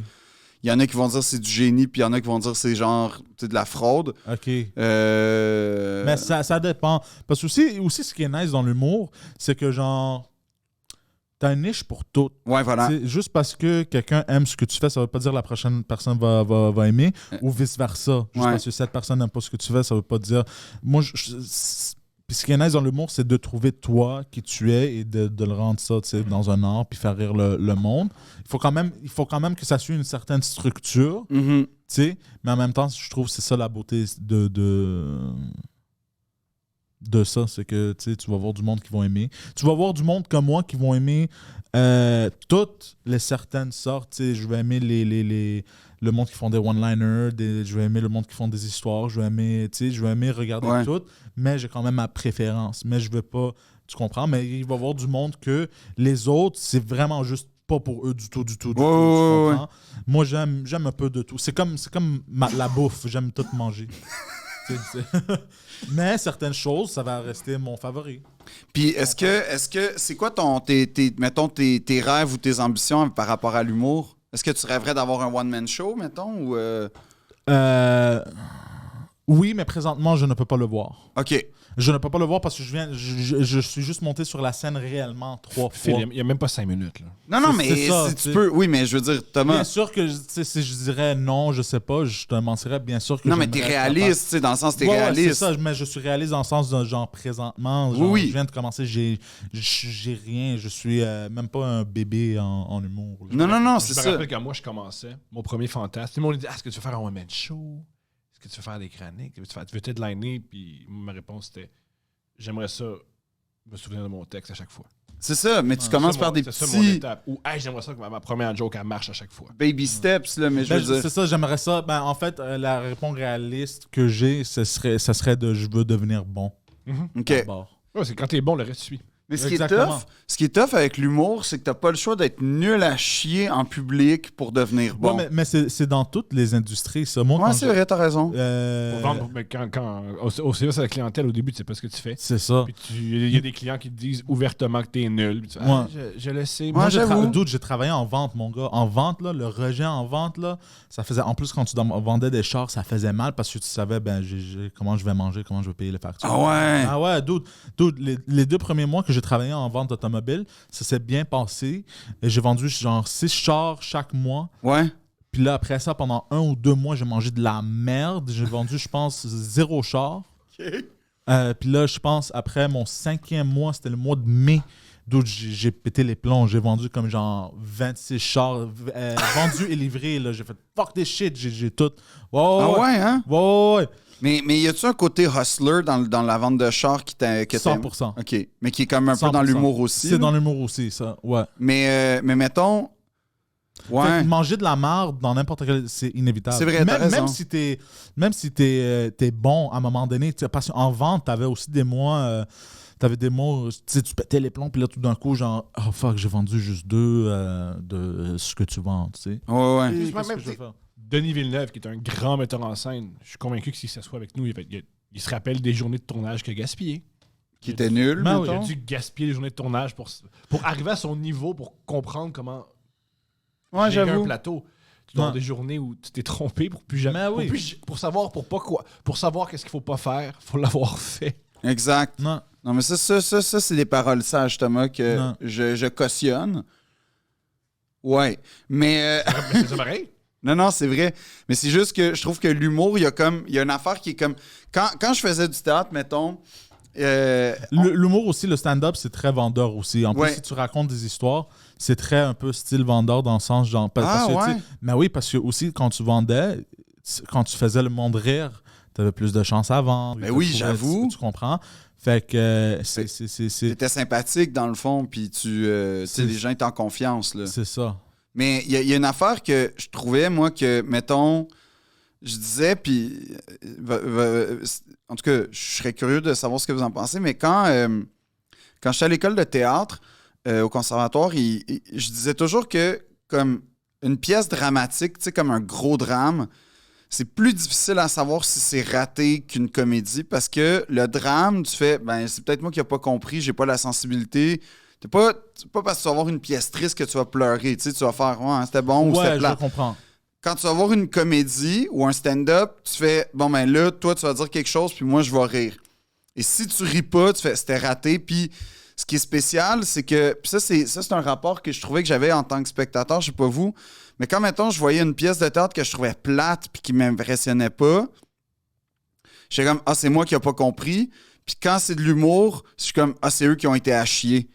Il y a comme une affaire que c'est jamais moi le problème si je ris pas. Je trouve que l'humour et l'horreur ont de quoi en commun. Les deux, il faut créer une réaction physique chez le spectateur. Et, et dans les deux cas, tu as raison pour un drame. Tu peux dire, ah, mais tu as mal compris, mais un film d'horreur, là, le spectateur peut juste dire, ah, mais j'ai pas eu peur, tout est détruit. Parce que le but principal d'un film d'horreur ou le but principal d'une comédie, c'est le rire ou c'est la peur. Si tu provoques pas cette émotion chez le spectateur, c'est raté. Tu as beau la meilleure direction photo, tu as beau la meilleure histoire, la meilleure intrigue. Si le monde ne le font pas ha ha ha Ou de fâcher le monde. Ouais, mais des fois, il y a des miracles où l'humour devient de l'horreur. et l'horreur devient l'humour. Ah, Un et mauvais- ça s'appelle Papa est un lutin. Ouais. Et ça, Tu sais que j'ai pleuré à ce film-là? quoi? J'ai pleuré à ce film-là. Pour l'heure et demie que tu as vécu, que tu ne reverras jamais? Non, ça m'a fait de la peine quand la petite fille a vu que son papa soit un lutin. J'ai pleuré, Mike était là. J'ai pleuré. Mike Preach était là. J'ai pleuré devant papa est un lutin. God damn. Ça m'a fait pleurer. Un lutin, c'est un midget? Ouais, non. Ben oui, mais non. C'est un elfe, genre, tu sais, c'est... Ouais.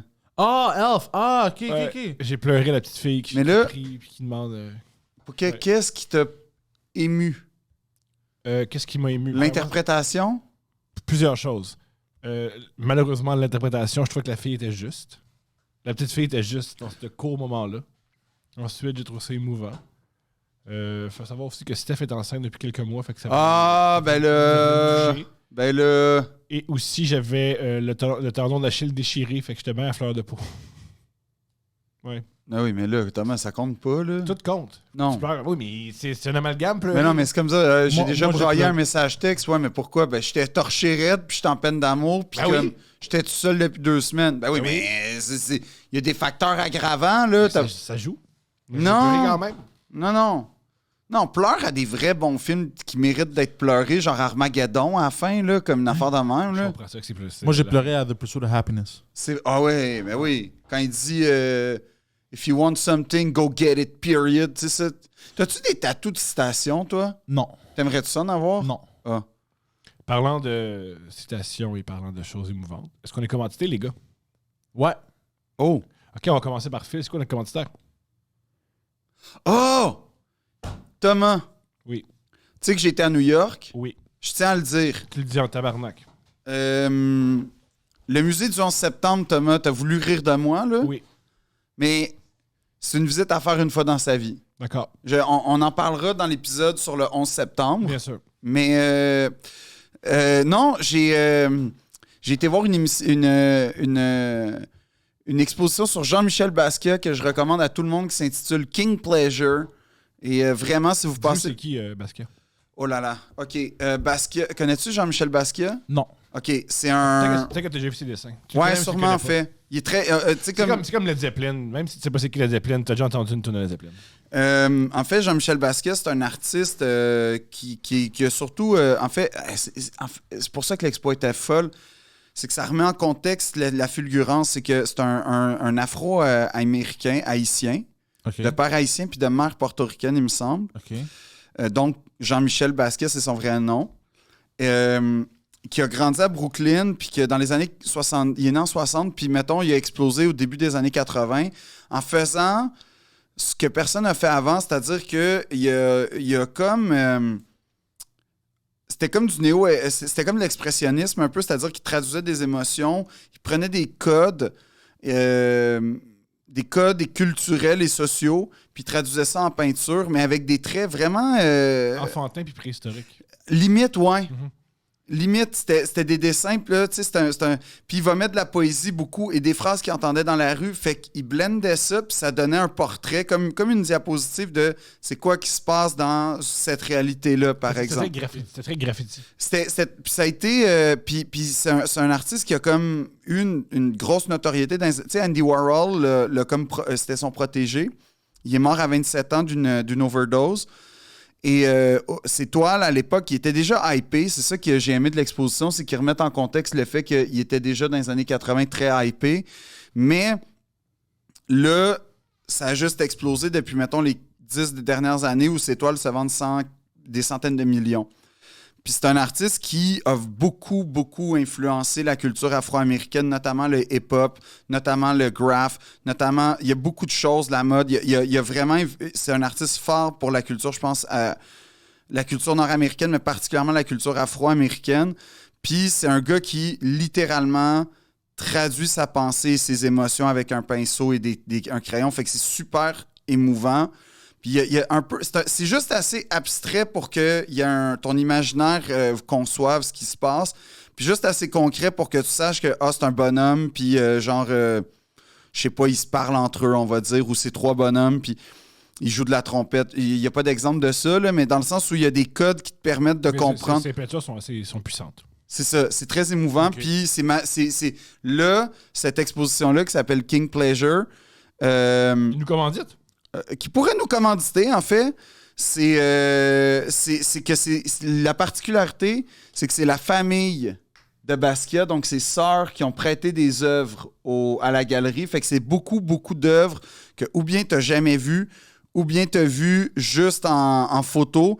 Puis en plus, comme c'est la famille, c'est super intime et personnel. Fait que tu as des dessins d'enfance de lui, genre le cahier de son père. Puis là, tu comprends où il a grandi, comment il a grandi. Ils reconstruisent genre son salon, puis l'appartement de son enfance, son atelier. Fait que tu comprends, c'est vraiment une genre de l'équivalent d'une biographie finalement artistique.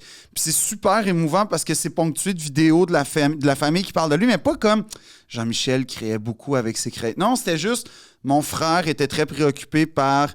quand il est allé en Côte d'Ivoire, il a vécu ça, puis il a pas aimé ça, puis après ça... Fait que c'est toujours vu par le spectre intime et personnel. Puis c'est vraiment pour moi, tu sais, j'en ai vu quelques-unes des expositions, puis quelques-unes de Basquiat. Non seulement c'est la meilleure de Basquiat, mais c'est carrément une des meilleures expos que j'ai vues dans ma vie, toute catégorie confondue. Donc, Jean-Michel Basquiat, King Pleasure, ça se trouve sur Google, c'est à New York, dans Chelsea. C'est vraiment à voir. C'est un gros commanditaire. Poseidon? Shit, je me sens un peu stupide de tout amener quelque non, chose de vas-y, nice. Thomas fait pire, inquiète-toi pas. Okay. C'est ça, la joke. Le commanditaire que j'ai amené aujourd'hui, c'est le gouvernement de Québec et la ville de Montréal.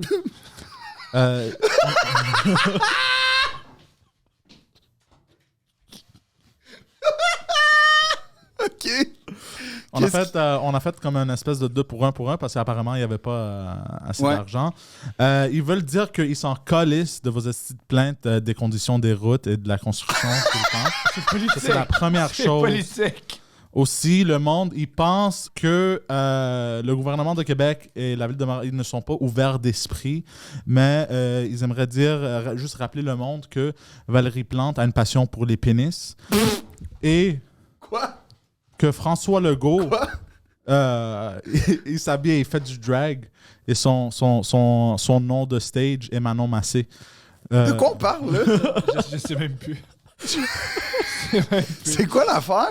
Puis aussi, ils sont fâchés contre toi parce que... Phil. Quoi? François Legault fait du drag. François Legault fait du drag? Juste ça, joke. C'était très drôle dans ma tête. C'est Non, c'est Non, mais parce que extrêmement si tu drôle. mets- Valérie photo de- Laplante a la passion des pénis. Parce que si tu mets la photo de Et pour maman... une raison que j'ignore, c'est une insulte. Oh, du drag, tu veux dire drag Parce que queen? si tu mets une photo de Manon Massé, juste à côté de la photo de François Legault, on dirait que c'est la même personne, mais en femme. Oh, je pensais du drag comme les drags Anna Pierreville, genre du drag race. Mais j'aimais ça, l'image de François Legault qui fait du drag Tu sais race. que c'est Ah, t'es sérieux? C'est ça que tu pensais? Ouais, pour vrai, ouais. Tu sais que Ah, mais non. l'émission Drag Race, c'est un jeu de mots avec ça. là. Ouais, c'est pas... Ouais. Il y a pas de char dans Drag Race? Non. Ben oui, au début. Au début. Ah ouais? Toute l'iconographie, c'est des voitures. Mais non, mais je pensais que c'était on monte un char pour faire du drag avec RuPaul. Ça serait génial, c'était ça. Mais ça veut dire que j'ai vraiment pas. T'as pas compris, hein? Non, parce que moi, je voyais le concours des drags. T'as Queen. donné la course de char. Puis là, j'attendais perpétuellement la course. Puis là, ça faisait première saison. Je fais OK, tu sais, ils préparent le deuxième saison, nouveaux participants. Peut-être les premiers voulaient pas. Puis là, 9e saison, je commence à trouver que ça prend du temps avant que les chars arrivent. Mais OK, je comprends. Ben oui, Ouais. là, je comprends la joke. Je comprends la blague que Manon Massé et François Legault, OK, il y a une parenté. Oui, OK. Bon. Ma joke originale était à chier. Non, elle était bonne. À propos de ça, c'était parce que c'était à propos de ton nom de famille. C'était quoi? je veux Vas-y, l'entendre, on veut vas-y, l'entendre. Oui, vas-y, on veut. Ils sont pas contents parce que tu as approprié la culture de la ville Antonomant après la rue. Il peut juste avoir une rue, la rue Saint-Jacques. J'aime ça. Je l'aime. mais on me c'est l'a très- jamais mais fait. c'est pas Il y a drôle. une raison pourquoi, Phil. Il y a une raison pourquoi personne ne l'a jamais fait. Pourquoi? Mais c'est pas drôle. C'est Pas la chose la plus incisive ni drôle. c'est ça, there you go. C'est pour ça que j'ai décidé de ne pas Non, la faire. elle est drôle. Non, Ouais. elle n'est pas drôle. Elle n'est pas drôle. Oui, elle est drôle. Tu peux être honnête, Phil, elle n'est pas drôle. Non, Non, elle écoute, est pas drôle. Phil, elle est bonne. Fais-la sur scène. je vais la faire sur scène. Tu sais, si ça peut te rassurer, là, j'ai quelque chose de triste à dire par rapport à si ça peut te... Hein? Attends 2 secondes. J'ai écrit une blague hier dans la nuit et j'ai Oh, réveillé mon quelqu'un. Ah, vas-y. T'as réveillé ta blonde pour compter ça? Ouais. On la salue. On t'écoute. Alors, c'est pour une chronique. Je pense pas Oui. que ça fasse la cote. Let's go. Mais c'est pour te dire que... Alors, Ça, je parle d'une comédienne qui joue dans Cérébrum. Oui. OK? Oui. Ça va être épouvantable. Vas-y. Faut dire que... Oh mon Dieu, vas-y. OK. Elle joue dans Cérébrum. Mhm. Là, je veux juste dire que le weed est légal à New York, ils vendent ça, puis c'était ça un peu le contexte. Ils vendent ça dans des petits autobus, et je trouve que la SQDC devrait s'en inspirer. Tout ça pour dire que la personne en question, la fille joue dans Cérébrum, et si tu veux savoir c'est quoi la différence entre un acteur qui joue et un acteur qui a du succès ou pas, c'est que elle joue dans Cérébrum, et moi, je joue à Cranium. Et c'est une tristesse. Parce que quand j'ai pensé à cette joke-là, j'ai éclaté de rire. J'ai réveillé quelqu'un à 1h39 du matin pour ce que je pourrais qualifier d'holocauste du rire. C'est pas juste que c'est pas drôle, c'est que t'as plus le goût de rire après avoir entendu ça.